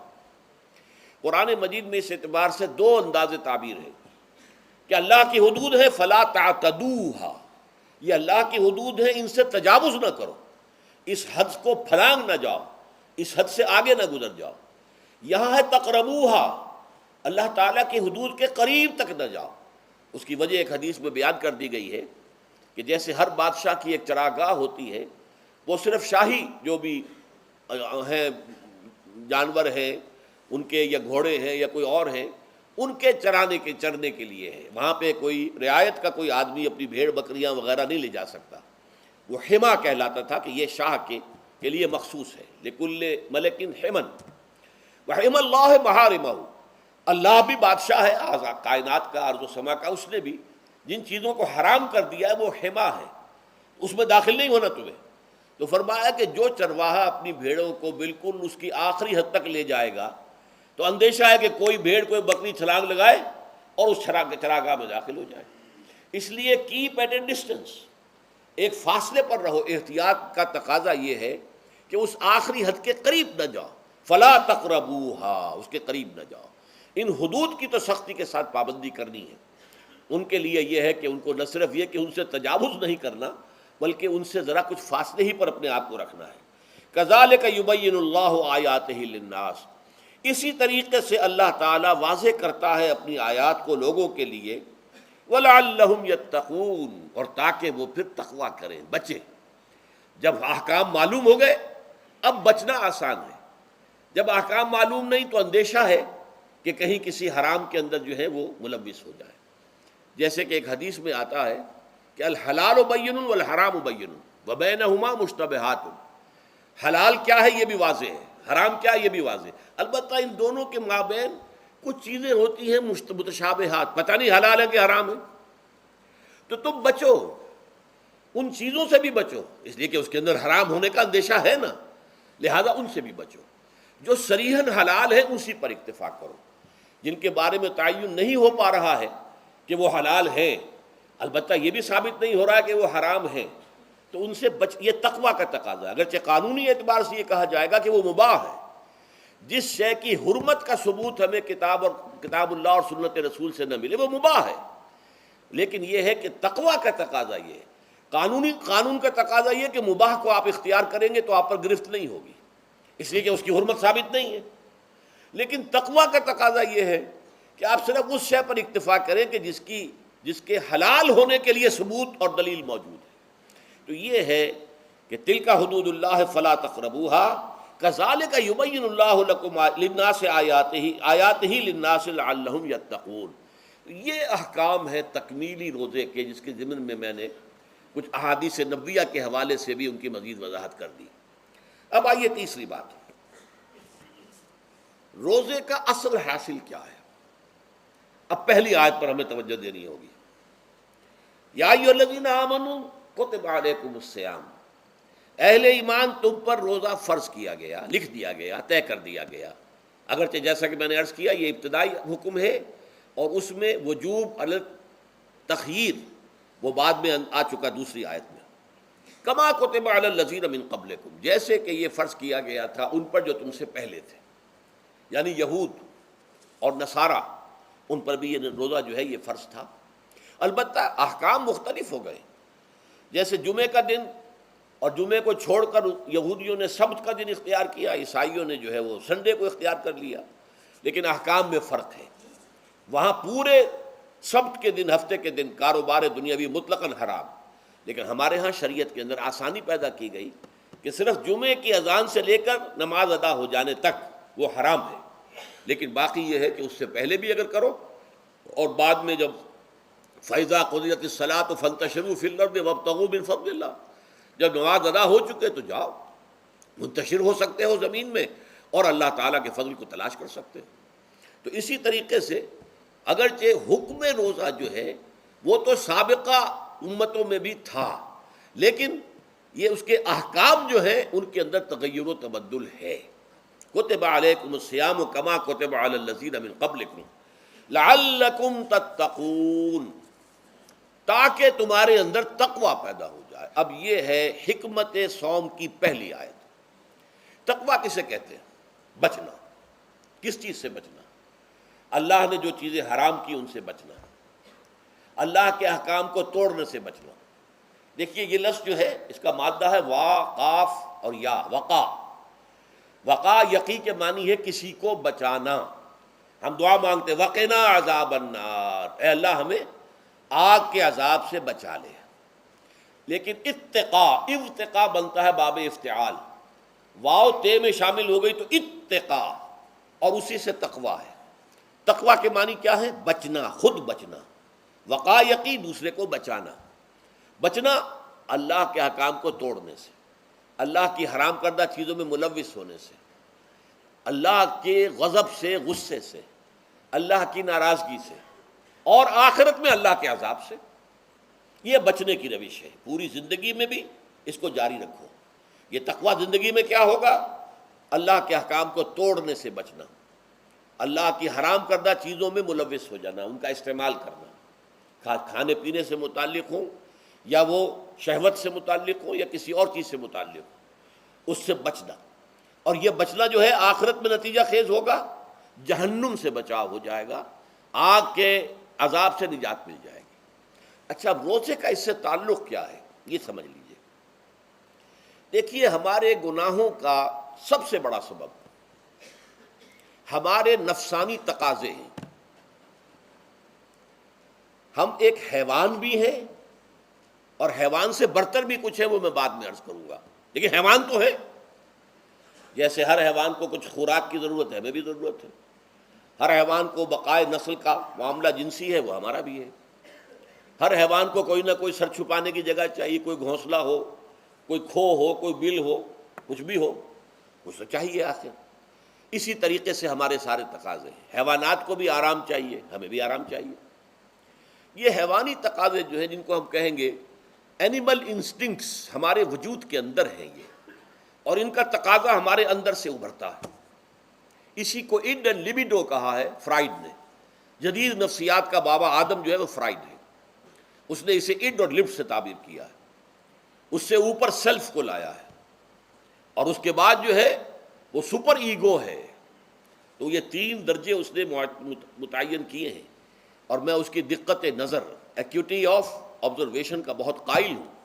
اگرچہ نظریات کا جو نتیجہ اس نے نکالا ہے وہ غلط ہے، لیکن ایکویٹی آف آبزرویشن کا قائل ہوں کہ اس نے انسانی شخصیت کے 3 لیولز کو آئیڈینٹیفائی کیا ہے۔ یہی 3 لیولز ہمارے ہاں ہیں، نفس، قلب، روح، یہ 3 لیولز ہیں۔ اس نے کہا اڈ اینڈ لیبیڈو یہ لویسٹ ہے، پھر ایگو، سیلف، پھر سپر ایگو۔ 3 لیول وہ بھی مانتا، اگرچہ ان کی تعبیر اس نے غلط کی ہے، لیکن جہاں تک اڈ اور لیبیڈو کی تعبیر ہے وہ صحیح ہے، وہ حیوانی تقاضے۔ اچھا ان حیوانی تقاضوں کے بارے میں یہ بات بالکل واضح رہنی چاہیے کہ یہ اندھے بہرے ہیں، انہیں صرف اپنی گریٹیفیکیشن، اپنے تسکین سے جو ہے ساری بحث ہے، اس سے کوئی غرض نہیں کہ حلال ذریعے سے ہو حرام ذریعے سے ہو۔ پیٹ کھانے کو مانگتا ہے بھوک کے اندر، اب آدمی جو ہے حرام کے اندر بھی بیمار بیٹھتا ہے، یہاں تک کہ خود شریعت اجازت دیتی ہے کہ اگر جان پر بن جائے، آدمی جو ہے وہ فاقے سے مر رہا ہو تو وہ کوئی حرام چیز کھا کر بھی اپنی جان بچا سکتا ہے، لیکن عام حالات میں نہیں۔ لیکن ہو سکتا ہے ہمارا چٹخارا جو ہے وہ حرام کی طرف ہمیں لے جائے۔ کسی کو واقعتاً اللہ نہ کرے کہ سور کے گوشت کا چسکا لگ جائے، وہ اس کے بغیر بچتا ہی نہیں، کھاتا ہے۔ شراب کی عادت ہو گئی، پیتا ہے، یہ نہیں۔ تو ہمارا پیٹ مانگتا ہے، اور اسے اس سے غرض نہیں کہ حلال سے کھایا ہے یا حرام سے کھایا ہے۔ ہماری شہوت اپنی تسکین چاہتی ہے، اسے اس سے غرض نہیں کہ حلال سے یا حرام سے، جائز سے یا ناجائز سے۔ اسی طریقے سے ہمارے تمام تقاضے جو حیوانی ہیں، ایک تو یہ کہ بہت زوردار ہیں، اور چونکہ وہ اندھے بہرے ہیں، لہذا جو قرآن میں کہا گیا ان النفس لامارۃ بالسوء، یہ نفس تو بدی کا حکم دیتا ہی ہے۔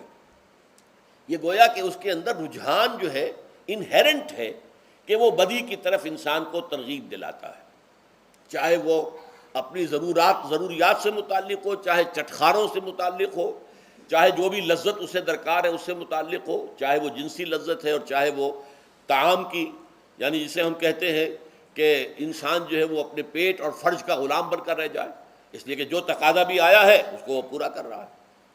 یہ جو کیفیت انسان کی ہے، اس کے لیے ایک مشق جو ہے وہ روزہ فراہم کرتا ہے۔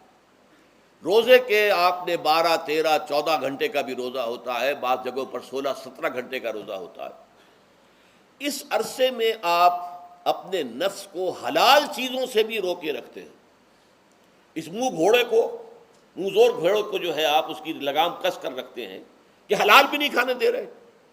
بھوک لگی ہوئی ہے، کھانا بہترین موجود ہے، نہیں کھا سکتے، اللہ کا حکم نہیں ہے، اللہ کی اجازت نہیں۔ شدید پیاس ہے، بہترین مشروبات فریج میں رکھی ہوئی ہے، نہیں کھا سکتے، نہیں پی سکتے، جائز نہیں ہے، حالانکہ حلال ہے، حرام نہیں ہے۔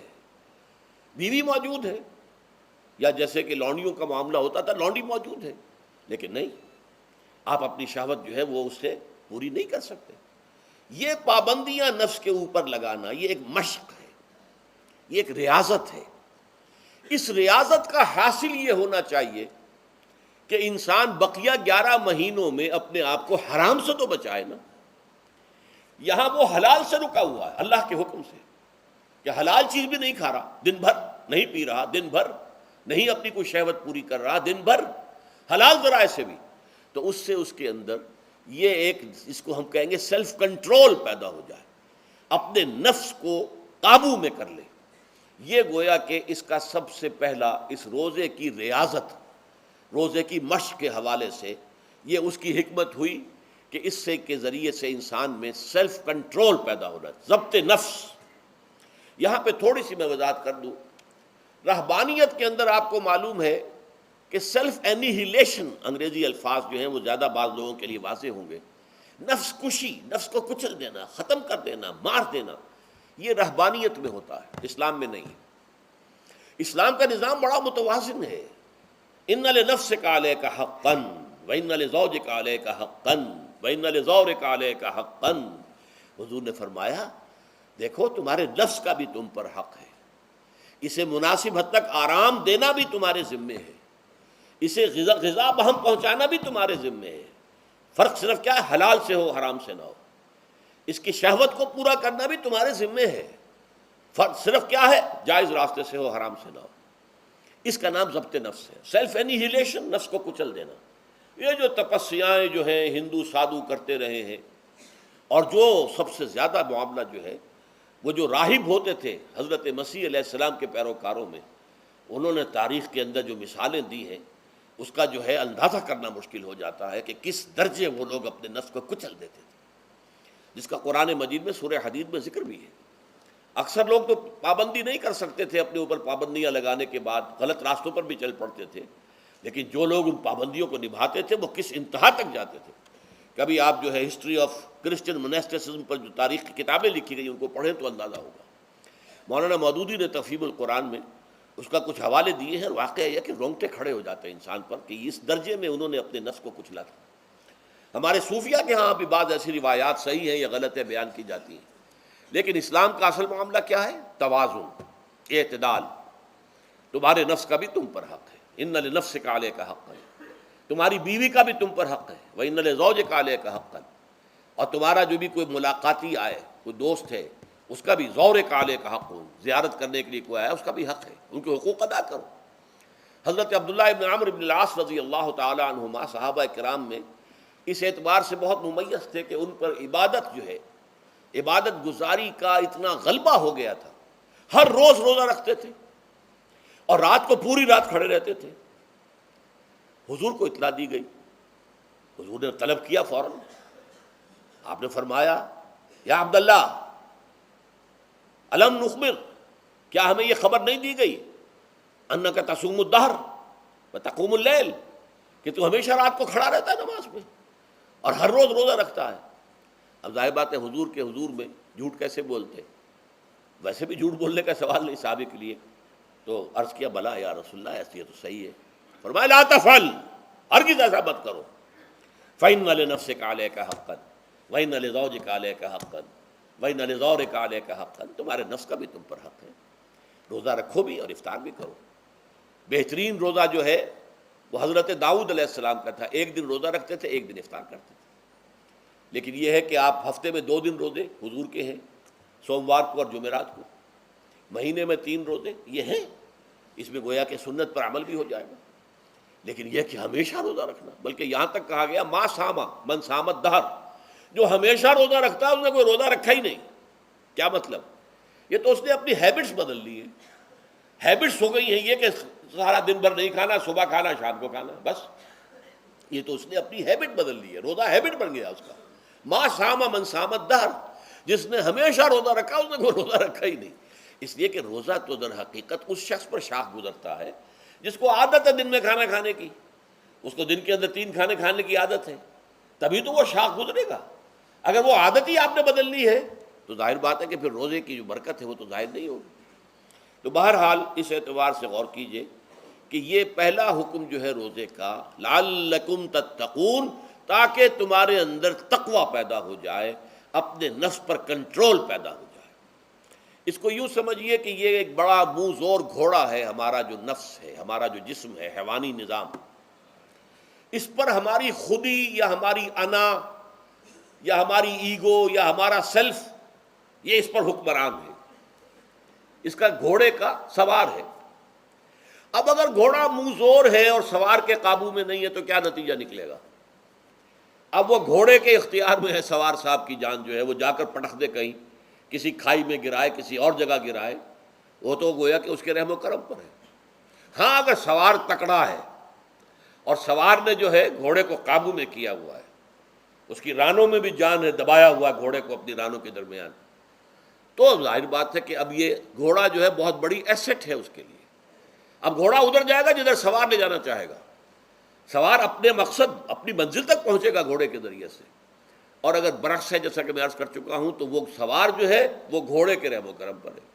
یہی معاملہ ہے، ہماری خودی یا ہماری انا یا ہمارا ایگو، یہ در حقیقت یہ راکب ہے، اور ہمارا وجود حیوانی یہ مرکب ہے، یہ گھوڑا ہے۔ اگر ہم قابو یافتہ ہوں اپنے اس گھوڑے کے اوپر تو یہی جسم ہمارے لیے ایک بہت بڑا ایسٹ ہے۔ ہاتھوں سے نیکی کمائیں گے، پاؤں سے نیکی کمائیں گے، آنکھوں سے نیکی کمائیں گے، کانوں سے نیکی کمائیں گے، یہ ساری نیکیاں کمانے کا ذریعہ بن جائے گا۔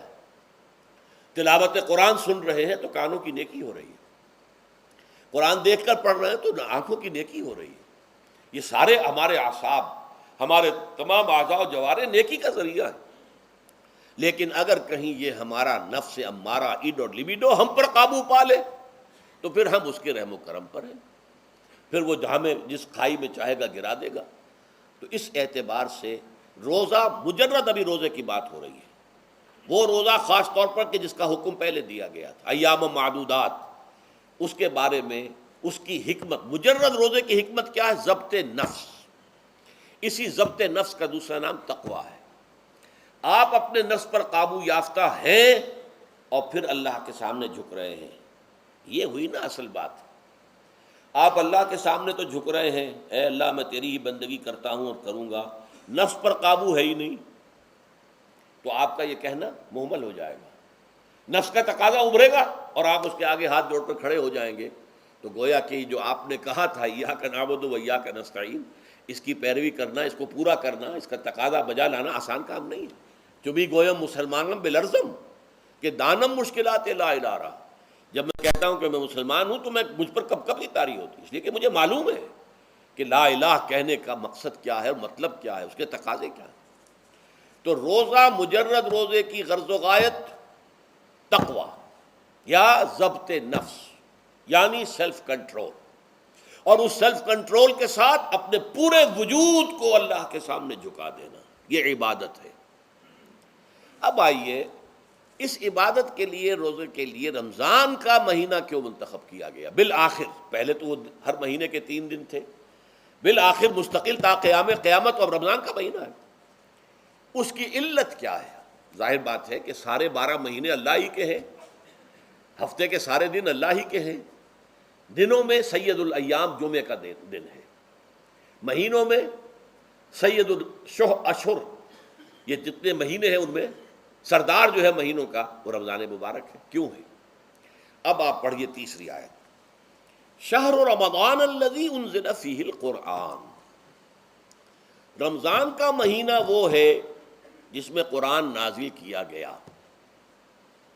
اور اس کی مزید کیا ہے تشریح کہ رمضان ہی میں وہ لیلۃ القدر ہے جس میں قرآن نازل کیا گیا۔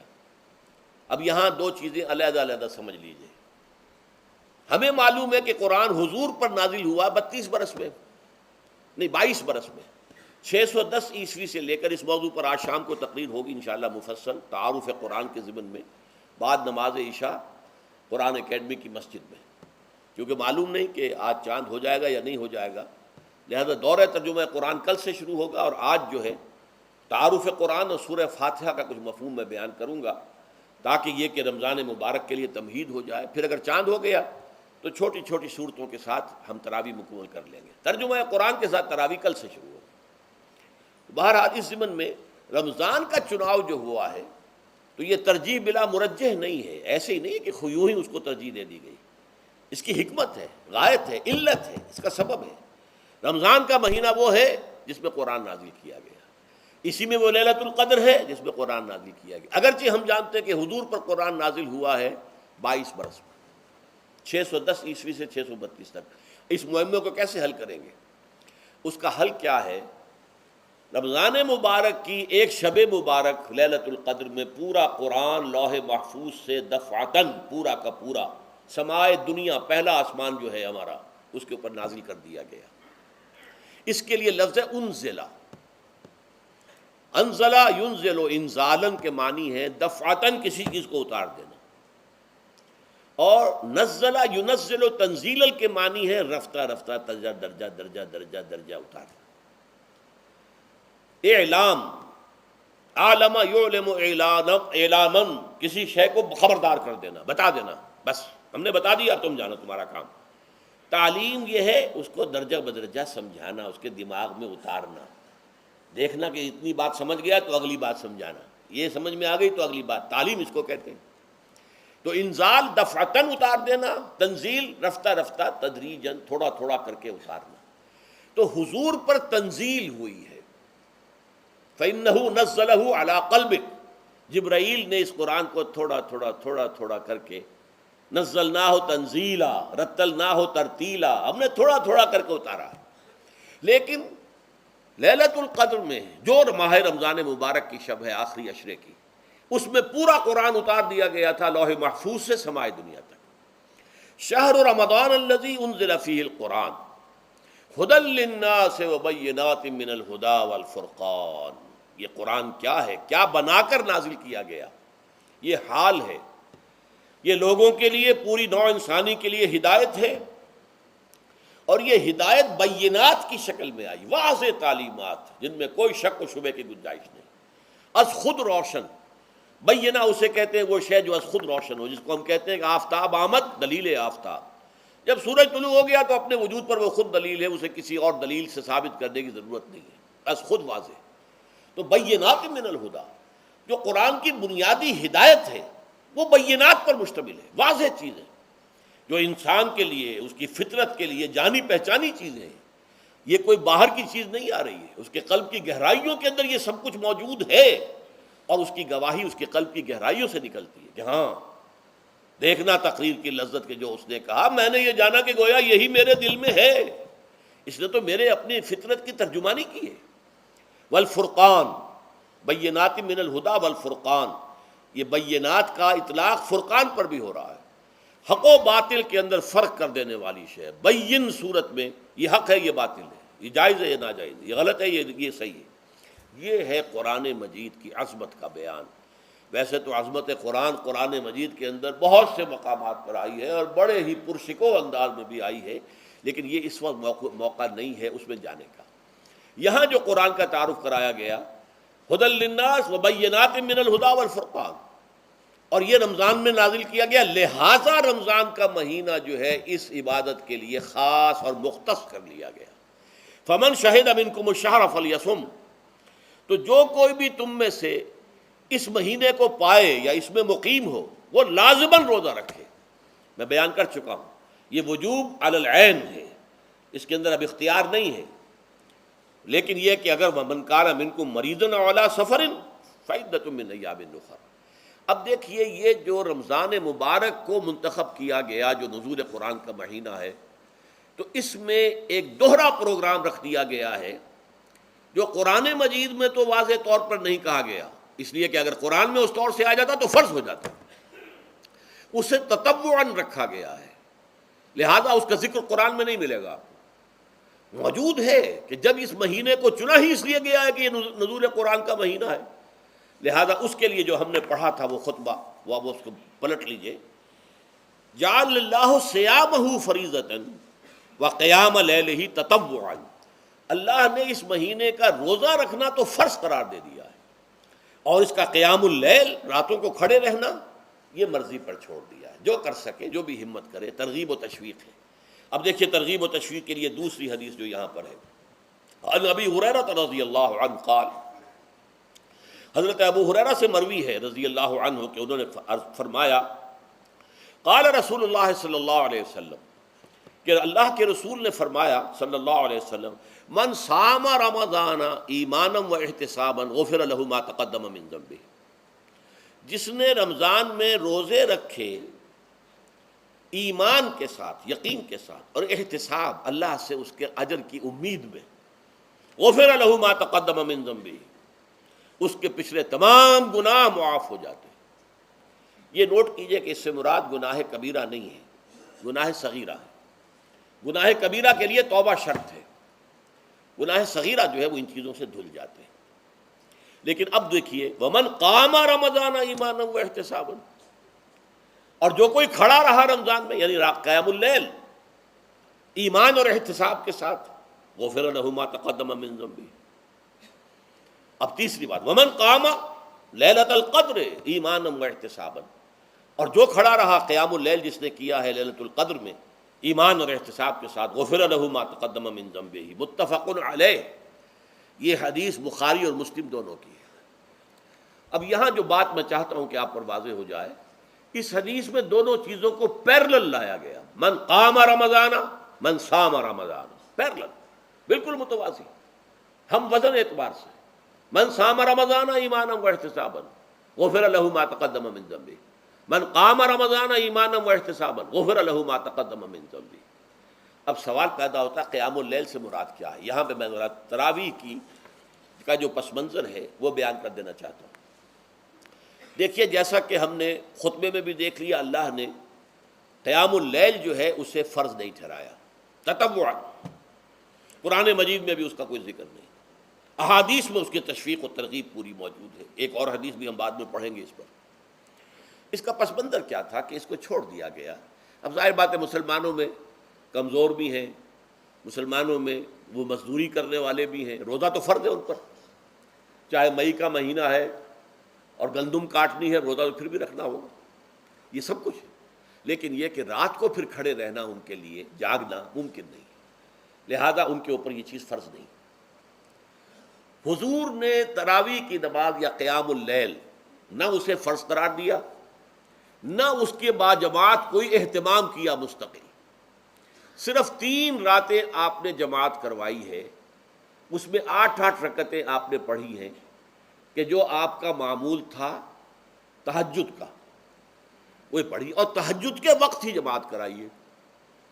یہ ہے وہ حدیث، اس کے علاوہ کسی نماز تراویح جو ہے جو ہم پڑھتے ہیں 20 رکعتیں، عشاء کے ساتھ متصل، اس کا کوئی ذکر نہ دور نبوی میں ہے نہ دور صدیق اکبر میں ہے۔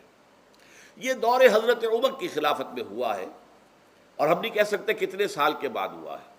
حضرت عمر رضی اللہ تعالیٰ عنہ کی خلافت کا دور جو ہے وہ تو 10 برس ہے، ہو سکتا ہے 5 برس کے بعد ہوا ہو، 6 برس کے بعد ہوا ہو، 12 ہوا ہے ان کے عہد میں۔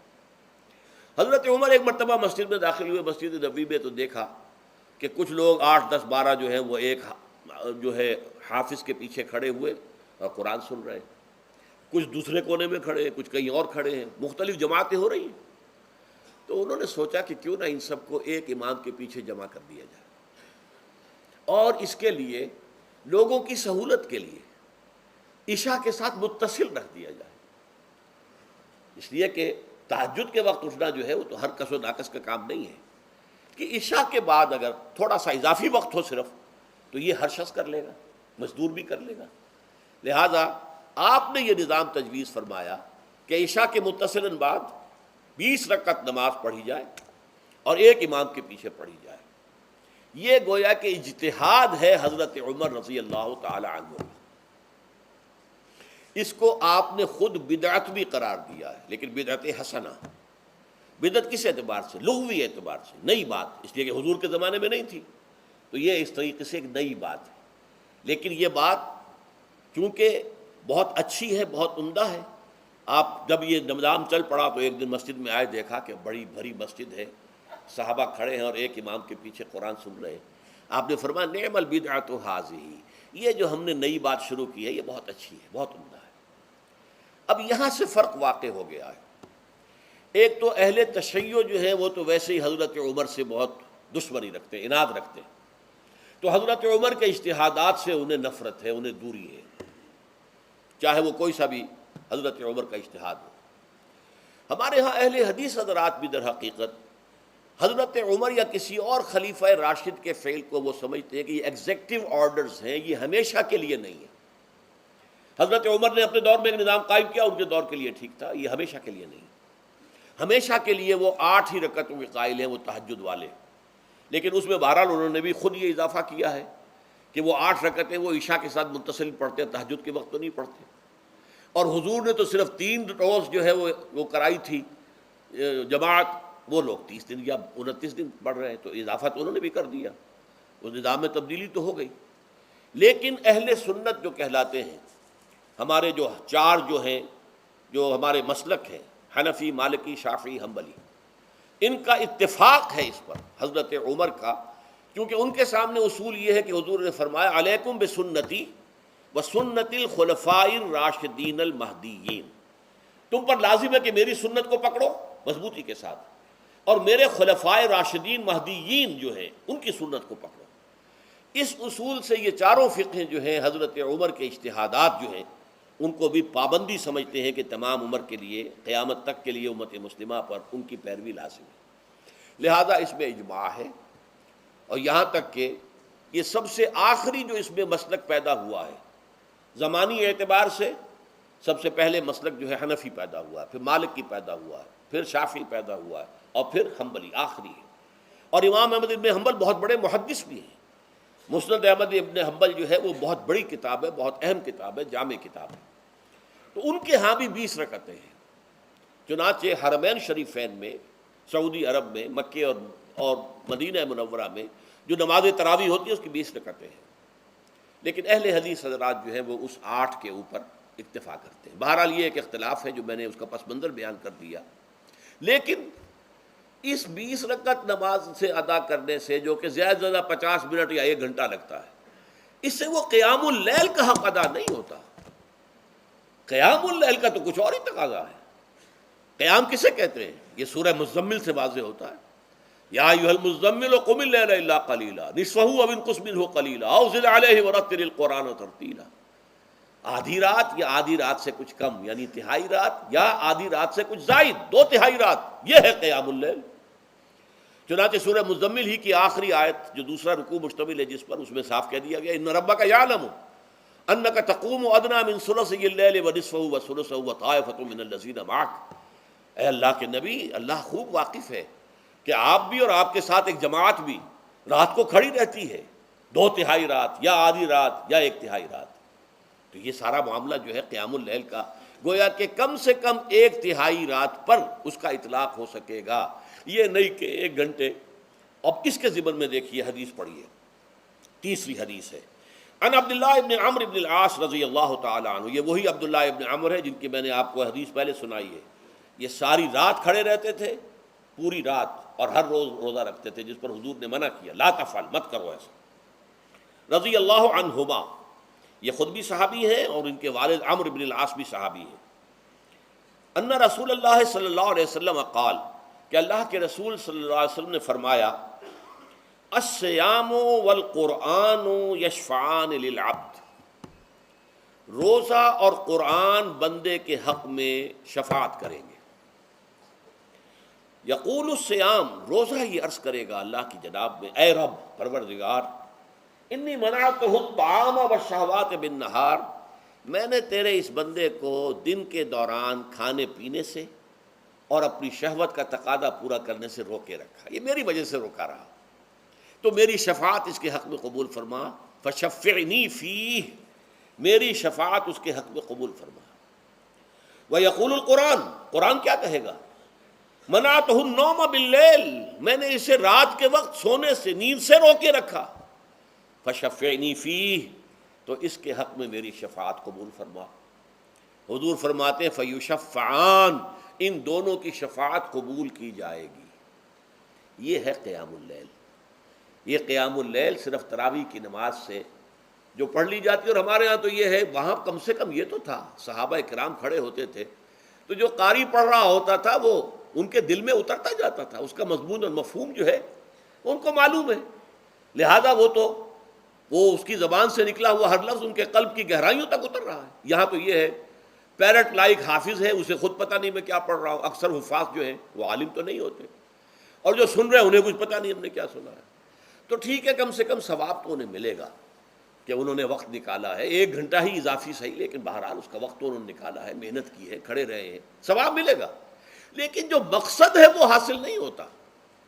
اس مقصد کے حصول کے لیے اول تو قیام اللیل کی کم سے کم مدت 1/3۔ اگر کوئی شخص فرض کیجئے کہ اس کے ہاں کوئی اور انتظام نہیں ہے، جیسا کہ ہمارے ہاں ہم نے انتظام کیا ہے، بڑے بڑے شہروں میں دورہ ترجمہ قرآن، اس میں ہمیں 5 گھنٹے لگ جاتے ہیں، نصف شب کے قریب جو ہے معاملہ ہو جاتا ہے۔ اس میں کیا ہوتا ہے کہ ہر 4 رکعت سے پہلے جو اس کے اندر پڑھا جانا ہے حصہ قرآن کا، اس کا پہلے ہم مطالعہ کرتے ہیں بیٹھ کر، ترجمہ اور کچھ موٹے موٹے نکات کی جو ہے وضاحت، پھر کھڑے ہو گئے اور قاری صاحب کے پیچھے 4 رکعتوں کے اندر وہ 4 رکوع یا جتنے بھی ہیں پڑھ لی، سن لی، پھر بیٹھ گئے 4 کے بعد، پھر اگلی 4 رکعتوں کے اندر جو کچھ پڑھا جانے والا ہے اس کا ترجمہ، اس کی تفہیم ہو گئی، پھر کھڑے ہو گئے، پھر سن لیا۔ اس طریقے سے 5-6 گھنٹے میں تراویح ختم ہوئی، تو تراویح بھی ہو گئی، حضرت عمر کے اجتہاد پر عمل بھی ہو گیا، 20 تراویح ہو گئی، لیکن یہ ہے کہ اس کے ساتھ جو اصل غرض و غایت ہے قیام اللیل کی وہ بھی حاصل ہو گئی۔ یہ ہم نے 17 سال پہلے شروع کیا تھا یا 18 سال پہلے، اور وہ انشاءاللہ اللہ کے فضل و کرم سے اب چل رہا ہے، بڑے بڑے شہروں میں ہو رہا ہے۔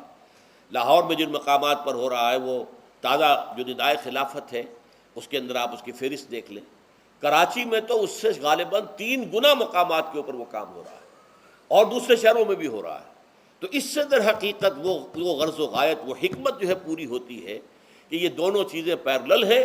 من صام رمضان ایمانا واحتسابا غفر له ما تقدم من ذنبه ومن قام رمضان ایمانا واحتسابا غفر له ما تقدم من ذنبه، تو صیام اور قیام جو ہے ان دونوں کا حق ادا ہو جاتا ہے۔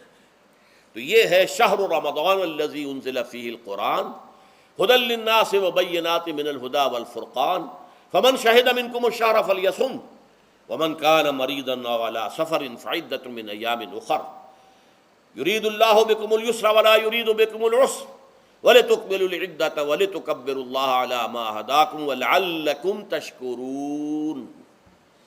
اب جو آخری لفظ ہے لعلکم تشکرون، اب اس کی وضاحت سمجھیے۔ اور رمضان کے یہ 2 پروگرام جب پیرلل ہو جائیں گے، جب دونوں کی پابندی کی جائے گی، تو اس کا حاصل کیا ہے؟ اس بات کو سمجھنے کے لیے سب سے پہلے آپ اس کو سمجھیے کہ جسے ہم خود ہی کہہ رہے تھے، جسے ہم سیلف کہہ رہے تھے، اپنی انا کو مضبوط کرنا، سیلف کنٹرول، ایگو جو ہے وہ پوری طرح قابو یافتہ ہو اڈ اور لبیڈو پر، اصل میں اس سے مراد کیا ہے؟ اس پر میں نے تفصیل سے بحث کی ہے عظمت سوم نامی اپنے کتابچے میں۔ ویسے یہ ہے کہ وہ مشکل ہے، ذرا فلسفیانہ اس کا انداز ہے، لیکن یہ ہے کہ وہی باتیں آسان الفاظ میں، جو دوسرا کتابچہ ہے عظمت سیام و قیام رمضان مبارک، وہ آسان ہے، اگرچہ یہ دونوں بہت ہی محدود تعداد میں ہمارے پاس ہیں، لیکن یہ کہ میں نے ذکر کر دیا، جو حضرات لینا چاہیں وہ لے لیں۔ لیکن یہ ہے کہ اس میں اصل پس منظر کیا ہے؟ دیکھیے، ہمارا جو وجود ہے انسان کا، یہ کمپوزٹ ہے، مرکب ہے۔ ہمارے دو وجود ہیں جو جوڑ دیے گئے ہیں۔ کیسے جوڑ دیے گئے ہم نہیں جانتے، لیکن ہے دو وجود۔ ایک وجود حیوانی ہے، میں نے عرض کیا تھا پہلے ہی، ہر انسان ایک حیوان بھی ہے مکمل، سارے حیوانی تقاضے ہمارے اندر بھی ہیں۔ لیکن حیوان اور انسان میں بنیادی فرق یہ ہے کہ انسان کا جو اصل وجود ہے وہ روحانی ہے۔ اس روحانی وجود کی وجہ سے انسان کا وہ مقام ہوا کہ تمام فرشتوں کو اس کو سجدہ کرنے کا حکم دیا گیا۔ فَإِذَا سَوَّيْتُهُ وَنَفَخْتُ فِيهِ مِن رُوحِي فَقَعُوا لَهُ سَاجِدِينَ۔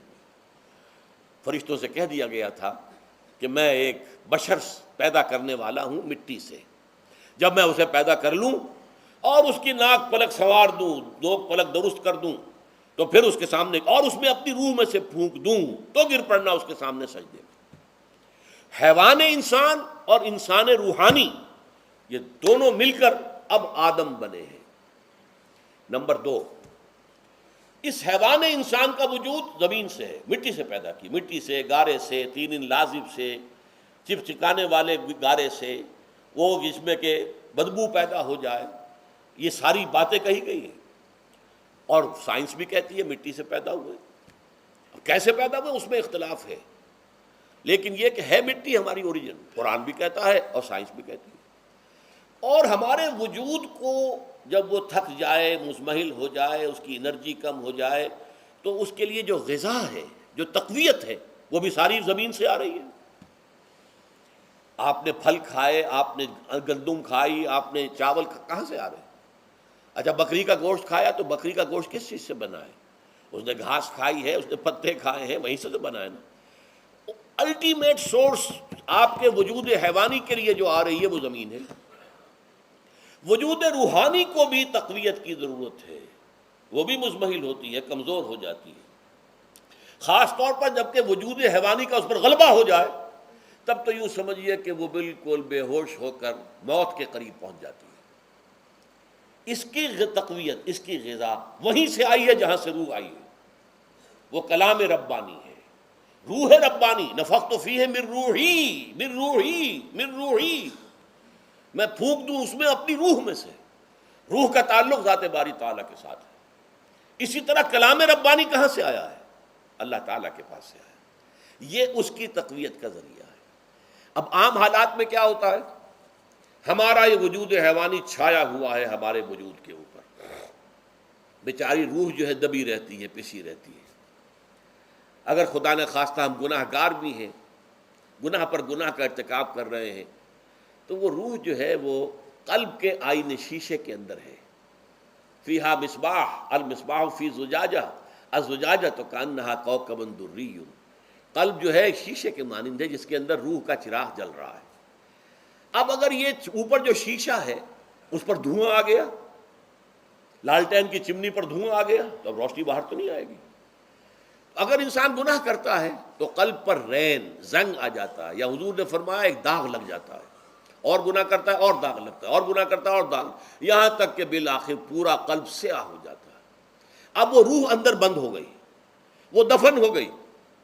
اس کے لیے اب ضروری ہے کہ اب ایک پروگرام ایسا دیا جائے جو ریورس ہو جائے۔ دن میں روزہ رکھواؤ تاکہ وہ جو اینیمل انسٹنکٹس ہے وہ دبے، تو جب یہ وزن جو ہے اس کے اوپر کم ہوگا تو کچھ سائی آف ریلیف اسے ملے گی۔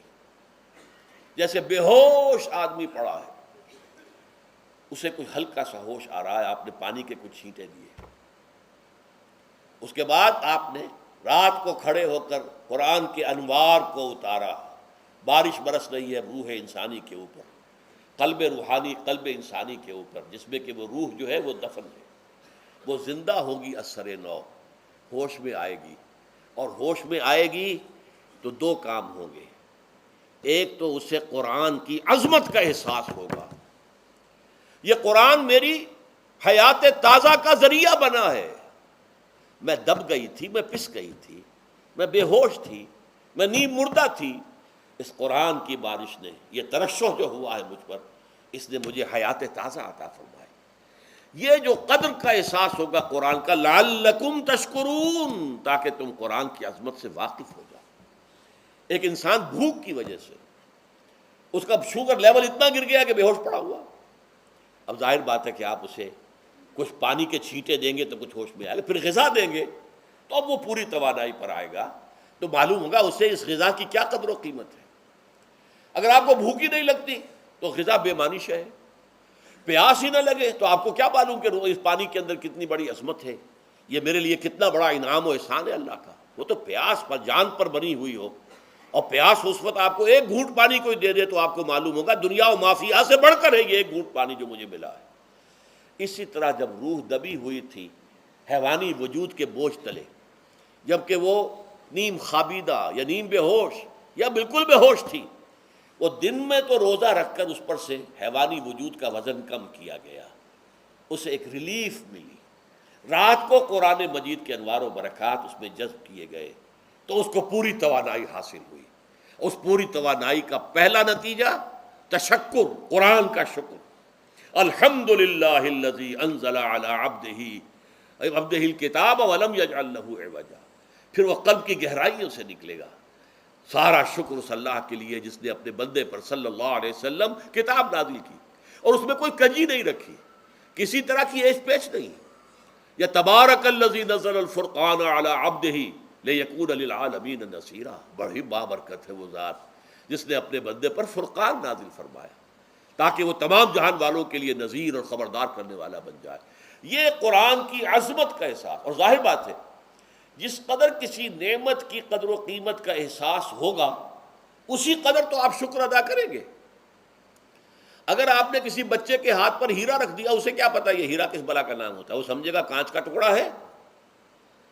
لیکن اگر کوئی واقعتاً کو جوہر شناس ہو، جوہری ہو، اس کو آپ ہیرا دیں گے تو اسے معلوم ہے کہ مجھے کیا چیز دی گئی ہے. اس کے اندر جو شکر پیدا ہوگا وہ اس بچے کے اندر تو نہیں پیدا ہو سکتا جسے معلوم ہی نہیں. تو قرآن مجید کی اصل عظمت سے انسان واقف کب ہوگا؟ جبکہ اس کے ذریعے سے اس کی روح کو ایک حیات تازہ مل جائے اور اس طرح وہ پروگرام ریورس ہو جائے جو عام طور پر چل رہا تھا. ساری توجہ اپنے جسم پر، اس کے تقاضوں پر. جسم میں تھوڑی سی پھنسی نکل آئی ہے، بھاگ رہے، دوڑ رہے ہیں اس کے علاج کے لیے. کوئی اور مرض لاحق ہو گیا ہے، بھاگ رہے ہیں، دوڑ رہے ہیں اس کے علاج کے لیے، بڑی بڑی فیسیں بھی دے رہے ہیں. ساری جسم کی پرواہ ہے نا. روزانہ نہا رہے ہیں اور اچھے سے اچھا صابن لا کر نہا رہے ہیں، وہ جسم کی پرواہ ہے نا، اس کی دیکھ بھال ہے. روح کی طرف توجہ ہی نہیں. یہ ہے وہ بات جو کہی گئی ہے سورہ حشر میں اور جسے علامہ اقبال نے پھر اپنے فلسفہ خودی کی اساس اور سورس قرار دیا ہے. وَلَا تَكُونُوا كَالَّذِينَ نَسُوا اللَّهَ فَأَنسَاهُمْ أَنفُسَهُمْ أُولَٰئِكَ هُمُ الْفَاسِقُونَ. دیکھو اے مسلمانوں، ان لوگوں کے مانند نہ ہو جانا جنہوں نے اللہ کو بھلا دیا تو اللہ نے انہیں اپنے آپ سے غافل کر دیا، اور یہی لوگ فاسق و فاجر ہیں. یہ سوال پیدا ہوتا ہے کہ انسان اپنے آپ سے کہاں غافل ہوتا ہے؟ کیا اپنے وجود حیوانی سے غافل ہوتا ہے؟ کیا بھوک لگتی ہے تو وہ ادھر ادھر منہ نہیں مارتا، غذا کو حاصل کرنے کے لیے کوشش نہیں کرتا؟ پیاس لگتی ہے تو کیا پانی یا کوئی اور مشروب تلاش نہیں کرتا؟ کوئی بیماری لاحق ہوتی ہے تو کیا اس کے علاج کی طرف توجہ نہیں کرتا؟ اسے آرام کی حاجت ہوتی ہے تو آرام نہیں لیتا؟ اپنے اس وجود سے تو غافل نہیں. کون سے وجود سے غافل ہوا ہے؟ وہ روحانی وجود سے غافل ہے. بھول گیا کہ میرے اندر روحانی وجود بھی ہے اور اس کا تعلق ذات باری تعالیٰ کے ساتھ ہے. اس نے سمجھا کہ میں بس حیوان ہوں، نرا حیوان ہوں، اپنے اس وجود کی اصل حقیقت ہی سے بے خبر، غافل. چنانچہ آج کے دور کا سب سے بڑا المیہ کیا ہے؟ ڈاروین کے نظریے کے جو اثرات پیدا ہوئے ہماری معاشرت پر، ہماری سوچ پر، ہمارے فکر پر، ہمارے فلسفے پر، ہماری سوشولوجی پر، وہ کیا ہے کہ ہم بھی نرے حیوان ہیں. اللہ اللہ خیر صلی. یہ سب سے بڑی محرومی ہے اس دور کی کہ انسان اپنے اصل شرف سے خود ہی مستعفی ہو گیا. ہمارا کوئی وجود ہے ہی نہیں روحانی وغیرہ. روح کسے کہتے ہیں ہم نہیں جانتے، بس یہ جسم ہے. ہم اللہ کو نہیں جانتے کون ہے کون نہیں ہے. ہوگا، ہم تو اس کائنات کو جانتے ہیں. ہم روح سے واقف نہیں، ہم تو اپنے جسم کو واقف ہیں. آخرت واخرت سے اب ہمیں کچھ پتہ نہیں، شاید ہو شاید نہ ہو، کچھ پتہ نہیں، لیکن یہ زندگی تو ہے، اسے ہم جانتے ہیں۔ یہ ہے آج کے انسان کا سب سے بڑا المیہ، اور یہ ہے ماس اسکیل کے اوپر ارتداد، ذہنی طور پر مرتد ہو چکے ہیں انسانوں کی عظیم اکثریت مرتد ہو چکی ہے۔ یہ ہے در حقیقت کہ روزہ جو ہے اس پروگرام کو آ کر ریورس کرتا ہے۔ دن میں کھانے پینے، جنسی تقاضے پر پابندی، وہ وجود حیوانی کا وزن کچھ کم ہوا، روح جو دبی ہوئی تھی یا سسک رہی تھی یا بے ہوش تھی یا نیند مردہ تھی، اسے کچھ ریلیف ملا۔ اب اس کے اوپر قرآن مجید کے تیرے ضمیر پہ جب تک نہ ہو نزول کتاب، گرہ کشاہ نہ رازی نہ صاحب کشاف، ہمارے دلوں کے اوپر بارش ہو رہی ہو انوار قرآنی کی۔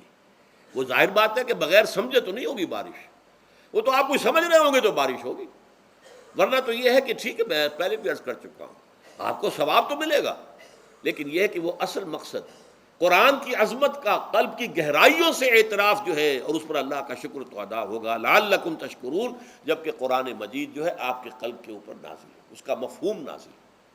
اچھا، اس کا دوسرا نتیجہ کیا نکلتا ہے؟ جب وہ روح جو ہے وہ ہوش میں آئے گی، اس کو حیات تازہ مل گئی، وہ اپنے اصل مرکز اور منبع اور سرچشمہ کی طرف جو ہے متوجہ ہوگی۔ عربی زبان کا ایک مقولہ ہے، کل شیء یرجع الی اصلہ، ہر شے اپنی اصل جڑ کی طرف جو ہے لوٹتی ہے۔ ہمارا وجود حیوانی زمین سے زمینی کی طرف لوٹتا ہے، یعنی مرنے کے بعد زمینی میں چلا جائے گا۔ اور نمبر دو، دنیا میں بھی زمینی خواہشات، زمینی تمنائیں، آرزوئیں وہ ہیں، وَلَٰكِنَّهُ أَخْلَدَ إِلَى الْأَرْضِ، جیسے کہ سورہ وہ کہا گیا ہے بلعام بن باعورہ کے بارے میں سورہ اعراف میں، وہ تو زمین ہی کی طرف دھنستا چلا گیا۔ ہماری روح کا منبع اور سرچشمہ ذات باری تعالیٰ ہے، وہ امر رب ہے، لہذا فوراً انسان اپنے رب کی طرف متوجہ ہوتا ہے۔ یہ اللہ کی طرف متوجہ ہو جانا اور پھر اس سے ہم کلام ہونا اور اس سے دعا کرنا، یہ ہے روزے کا اصل مقصد۔ جب سیام اور قیام رمضان مبارک کا دوہرا پروگرام ہوگا تو روح انسانی یا انسان کا حیوانی وجود اپنے مرکز کی طرف مائل پرواز تھا، حسن، اس کو کہہ لیجئے اپنے مرکز کی طرف مائل پرواز ہے روح، ہر شے اپنی اصل کی طرف لوٹتی ہے، لہذا یہ اللہ کی طرف متوجہ ہوگی۔ یہ اللہ تعالیٰ کی طرف متوجہ ہونے کا معاملہ دنیا میں رہا ہے کہ لوگ کہیں جنگلوں میں جا کر تپسیائیں کر کے، غاروں میں بیٹھ کے، بڑی بڑی ریاضتیں کر کے کیا چاہتے تھے؟ مجھ کو ہے تیری جستجو، مجھ کو تیری تلاش ہے، خالق میرے کہاں ہے تو، مجھ کو تیری تلاش ہے۔ میں نے یہ نظم جو ہے تقریباً 6 سال جو ہے ہر روز صبح، ہمارا جو ہائی اسکول تھا اس میں جو صبح پریئر ہوتی تھی، لوگ سب جمع ہوتے تھے، پورا اسکول جو ہے اس کے ہمارے طلباء، تو یہ نظم جو ہے پڑھی جاتی تھی، مجھ کو ہے تیری جستجو، مجھ کو تیری تلاش ہے، خالق میرے کہاں ہے تو، مجھ کو تیری تلاش ہے۔ روح انسانی چاہتی ہے اللہ کا تقرب، اللہ کے قریب ہونا، اللہ سے رشتہ استوار کرنا۔ یہ وجود حیوانی حائل ہے اس کے راستے میں، یہ حیات دنیاوی اس کے لیے پنجرا بن گئی ہے، اس روح کے لیے یہ ایک در حقیقت ایک قید خانہ ہے، جیسے کہ حضور نے فرمایا کہ الدنیا سجن المومن و جنت الکافر، مومن کے حق میں یہ دنیا قید خانہ ہے، اس کی روح جو ہے یہاں آ کر اس جسد حیوانی کے اندر جو ہے وہ دفن ہو گئی ہے، قید خانہ ہے، اس پنجرے میں بند ہو گئی ہے۔ تو لیکن وہ کافر کے لیے یہی باغ و بہار ہے، یہیں پر عیش کرنے ہیں، یہیں پر مزے لوٹنے ہیں۔ تو اس سے در حقیقت ریلیف ملتا ہے، تو انسان متوجہ ہوتا ہے اللہ کی طرف اور دعا کرتا ہے، اللہ سے ہم کلام ہوتا ہے۔ یہ ہے در حقیقت روزے اور رمضان کا جو دوسرا نتیجہ نکلتا ہے اور بلند ترین نتیجہ ہے، اس کا ذکر ہے آیت نمبر 4 میں۔ اور یہ کہ بہت سے لوگ ایسے ہیں جو قرآن مجید میں نظم کے بہت قائل ہیں، لیکن میں حیران ہوں کہ اس نظم کے اندر اس کے ربط اور رشتے کو وہ تلاش کرنے سے قاصر رہے۔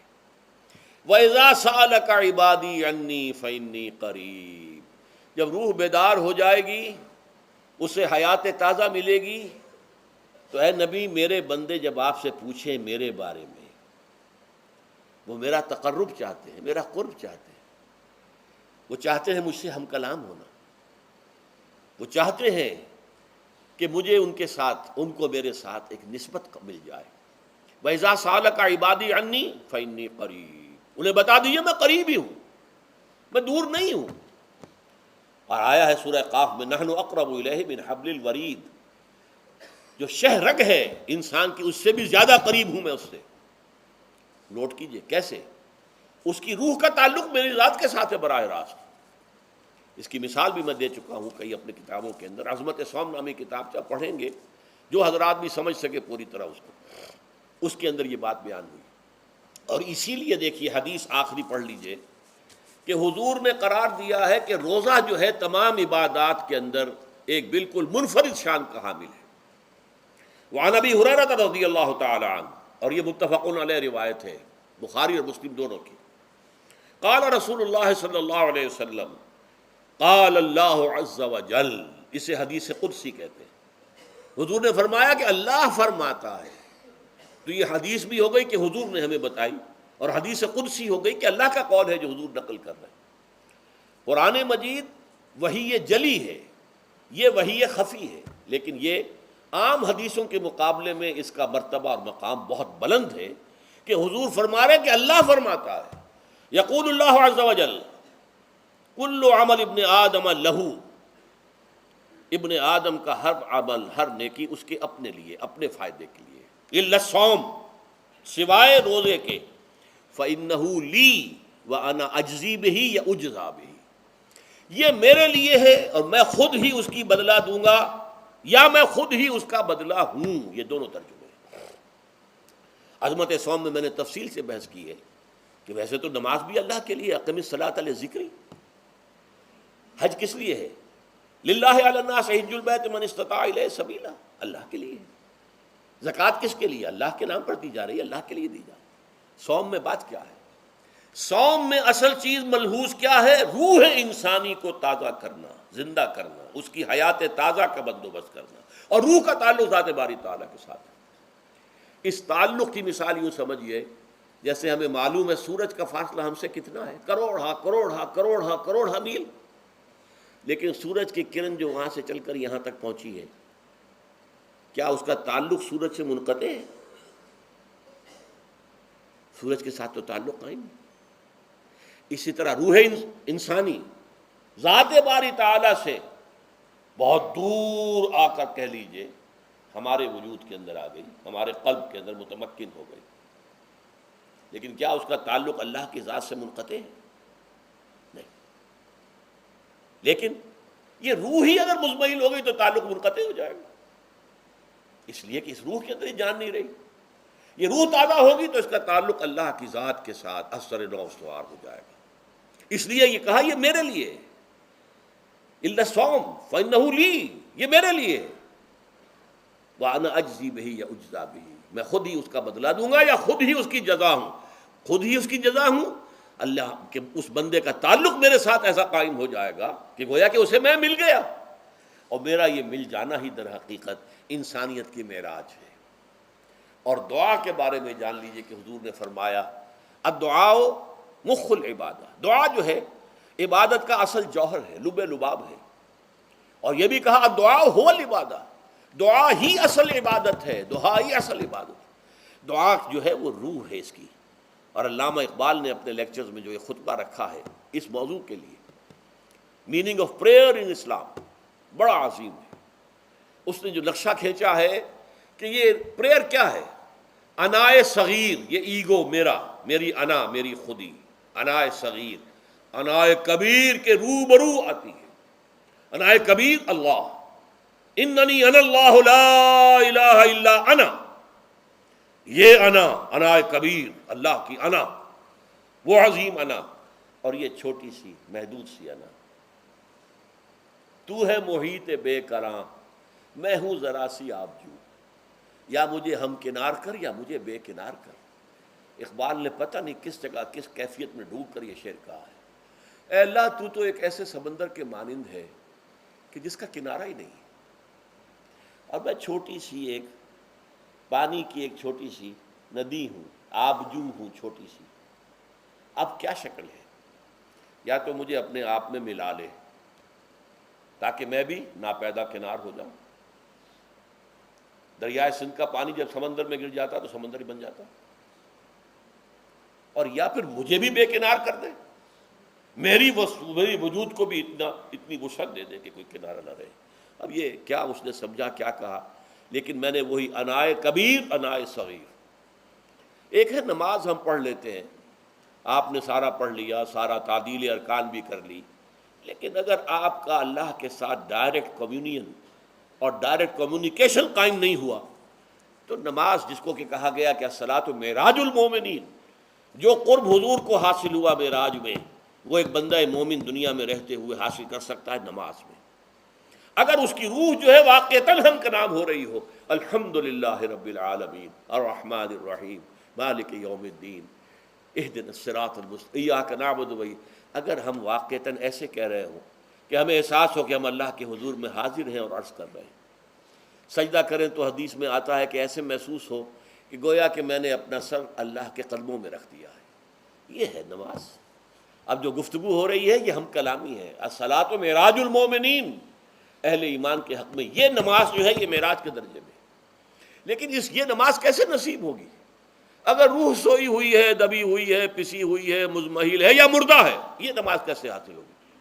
چاہے آپ 5 وقت کی نماز پڑھ رہے ہوں، چاہے آپ نے ہیبٹ بنا لیا ہو نماز کو، چاہے خوش بھی ہو گیا ہو، لیکن یہ کہ جب تک وہ روح بیدار نہ ہو، جب تک ہم کلامی نہ ہو.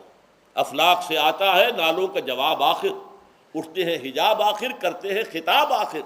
جب تک یہ نہ ہو، جیسے کہ میں ایک حدیث قدسی انشاءاللہ آج سناؤں گا سورہ فاتحہ کے ضمن میں، کہ اللہ تعالیٰ کے سامنے جب کھڑا ہو کر انسان جب کہتا ہے انی وجہت وجہی للذی فطر السماوات والارض حنیفا، دائیں بائیں سے بالکل اپنا تعلق کاٹ کر میں نے اپنا رخ کر لیا ہے اس اللہ کی طرف جس نے آسمانوں اور زمین کو پیدا کیا. اب یہ توجہ وجہ تو اگر یہ تو ہے چہرہ تو ہم نے کر دیا خانہ کعبہ کی طرف، اندر سے ہماری روح متوجہ نہیں ہوئی، وہ سوئی پڑی، اسے پتہ ہی کچھ نہیں کہ کیا ہو رہا ہے. تو اس صورت میں وہ کیا ہے؟ ظاہری بات تو پوری ہو گئی، نماز کا ثواب ہو جائے گا، فرض کی ادائیگی کا ثواب مل جائے گا، لیکن وہ اصل نماز تو حاصل نہیں ہوتی. یہ ہے وہ بات کہ وَإِذَا سَأَلَكَ عِبَادِي عَنِّي فَإِنِّي قَرِيبٌ. اے نبی، جب میرے بندوں کی روحیں بیدار ہو جائیں، توانا ہو جائیں، حیات تازہ سے وہ ہم کنار ہو جائیں، اور پھر وہ میرے بارے میں پوچھیں، وہ میرا تقرب حاصل کرنا چاہتے ہیں، تو آپ سے پوچھیں تو کہیے میں قریب ہوں. اجیب دعوت الداع اذا دعان، یہ ہے وہ دعا، میں ہر پکارنے والے کی پکار، ہر دعا کرنے والے کی دعا کو سنتا ہوں، قبول کرتا ہوں، جواب دیتا ہوں جہاں کہیں بھی مجھے پکارے. اذا دعان، اس میں در حقیقت وہ مفہوم آ گیا ہے there and then wherever. آپ اپنے گھر میں ہو کر پکاریں اللہ کو، آپ بستر پر لیٹے ہوئے پکاریں اللہ کو. الذین یذکرون اللہ قیاما وقعودا وعلی جنوبہم. ہاں ٹھیک ہے، بعض مقامات بعض اوقات قبول دعا کے لیے زیادہ سازگار ہیں، حرم میں جا کر دعا مانگی جائے، اور منا میں، عرفات میں خاص طور پر، جبل رحمت پر خاص طور پر، ملتزم جو ہے کعبے کا اس پر خاص طور پر، وہ ایام بھی ہیں خاص. لیکن یہ نہیں ہے کہ بقیہ دنوں میں آپ کے اور اللہ کے درمیان کو بڑا فاصلہ ہے.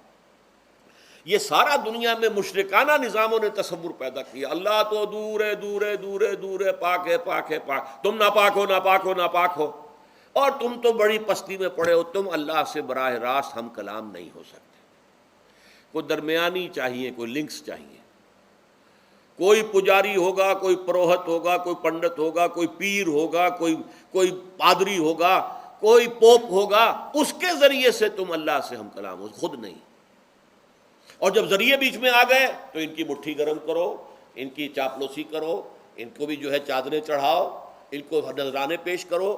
یہ ہے بدترین ایکسپلائٹیشن جو مذہب کے ذریعے سے نوع انسانی کی ہوئی ہے. یہ 2 ایکسپلائٹیشن دنیا میں ہوئی ہے تاریخ انسانی میں.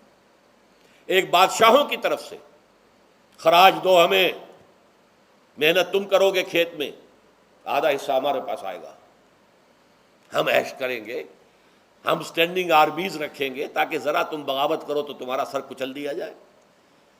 یہ ایکسپلائٹیشن بدترین. مانگنے والا گدھا ہے، صدقہ مانگے یا خراج۔ دوسری طرف ہم بادشاہ ہیں، ہم چندر بنسی سورج بنسی خاندان ہیں، ہم راجپوت ہیں، حکومت کرنا ہمارا حق ہے۔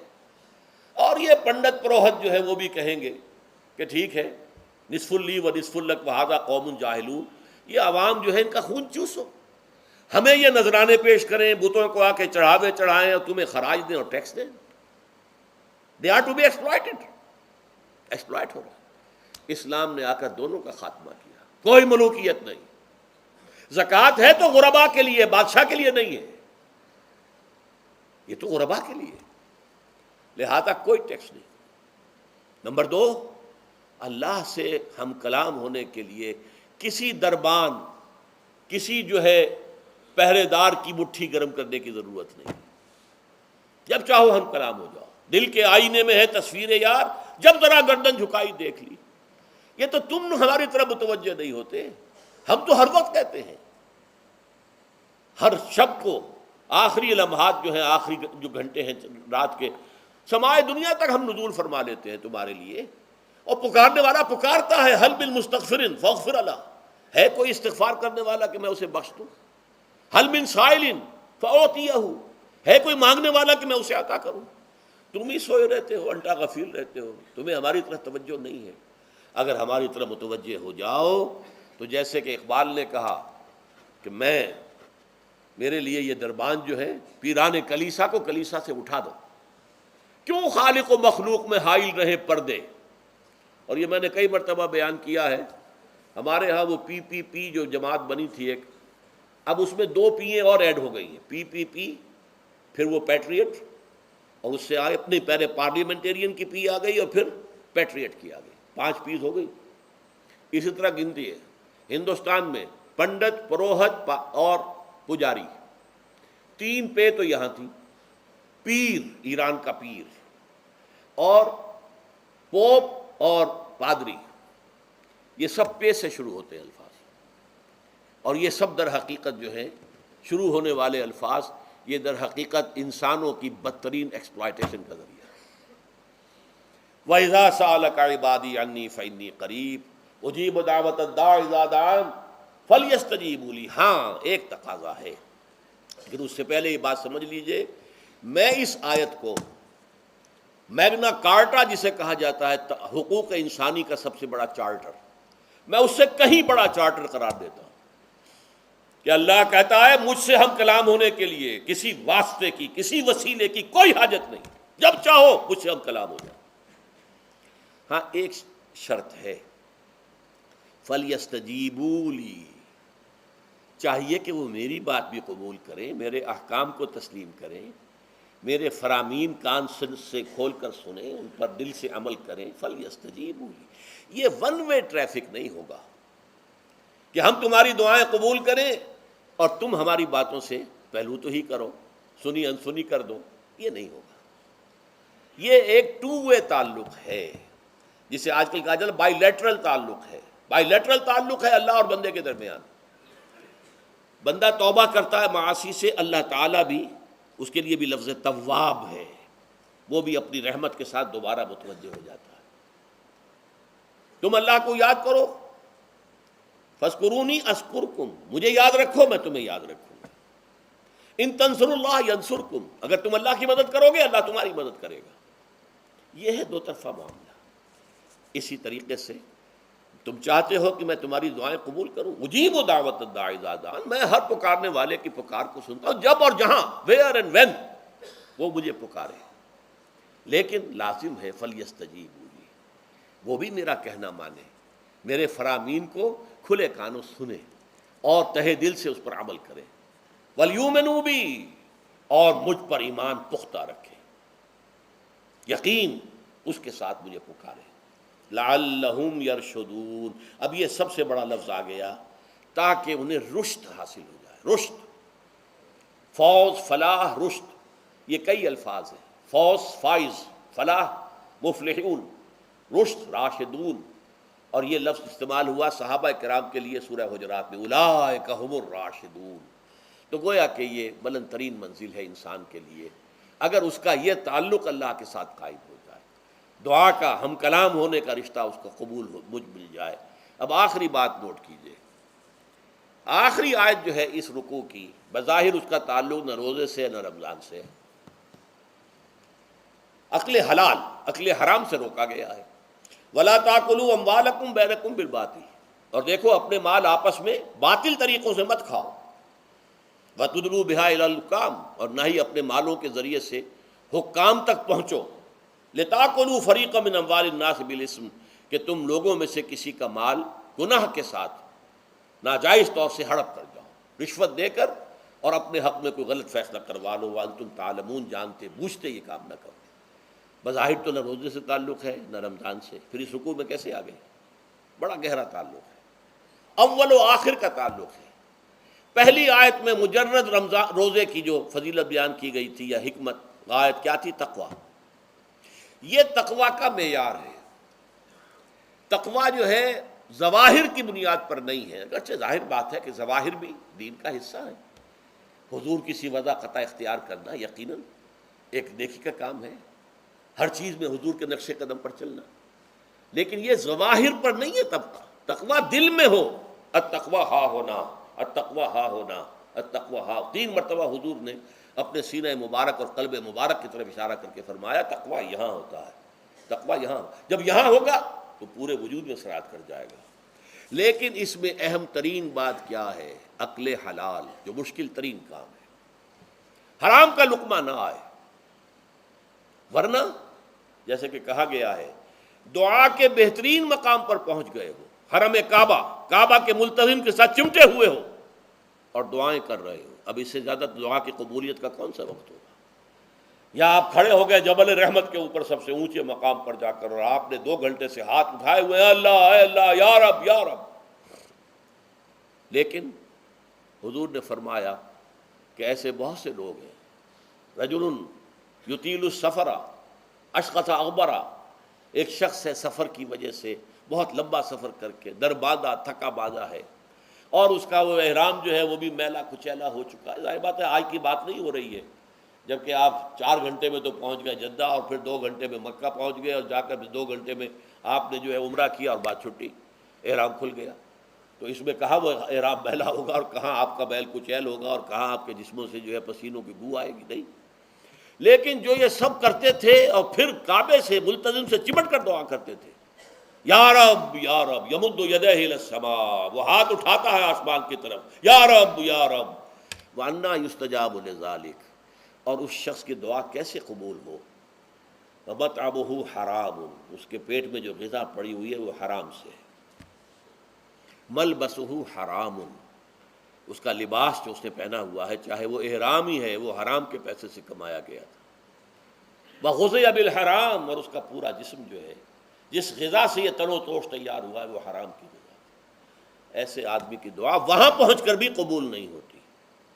لہذا تقویٰ کا اصل معیار اکل حلال، روزی حلال کی۔ اگر یہ نہیں ہے تو آپ نے متقیوں کی شکل بنا لی، اور بہت ہی آپ نے اپنے ظاہر کو جو ہے بہت آراستہ پیراستہ کر لیا سنت رسول سے، لیکن اللہ کی نگاہوں میں اس کی کوئی قدر و قیمت نہیں ہوگی جب تک کہ آپ کا رزق حلال کرنا۔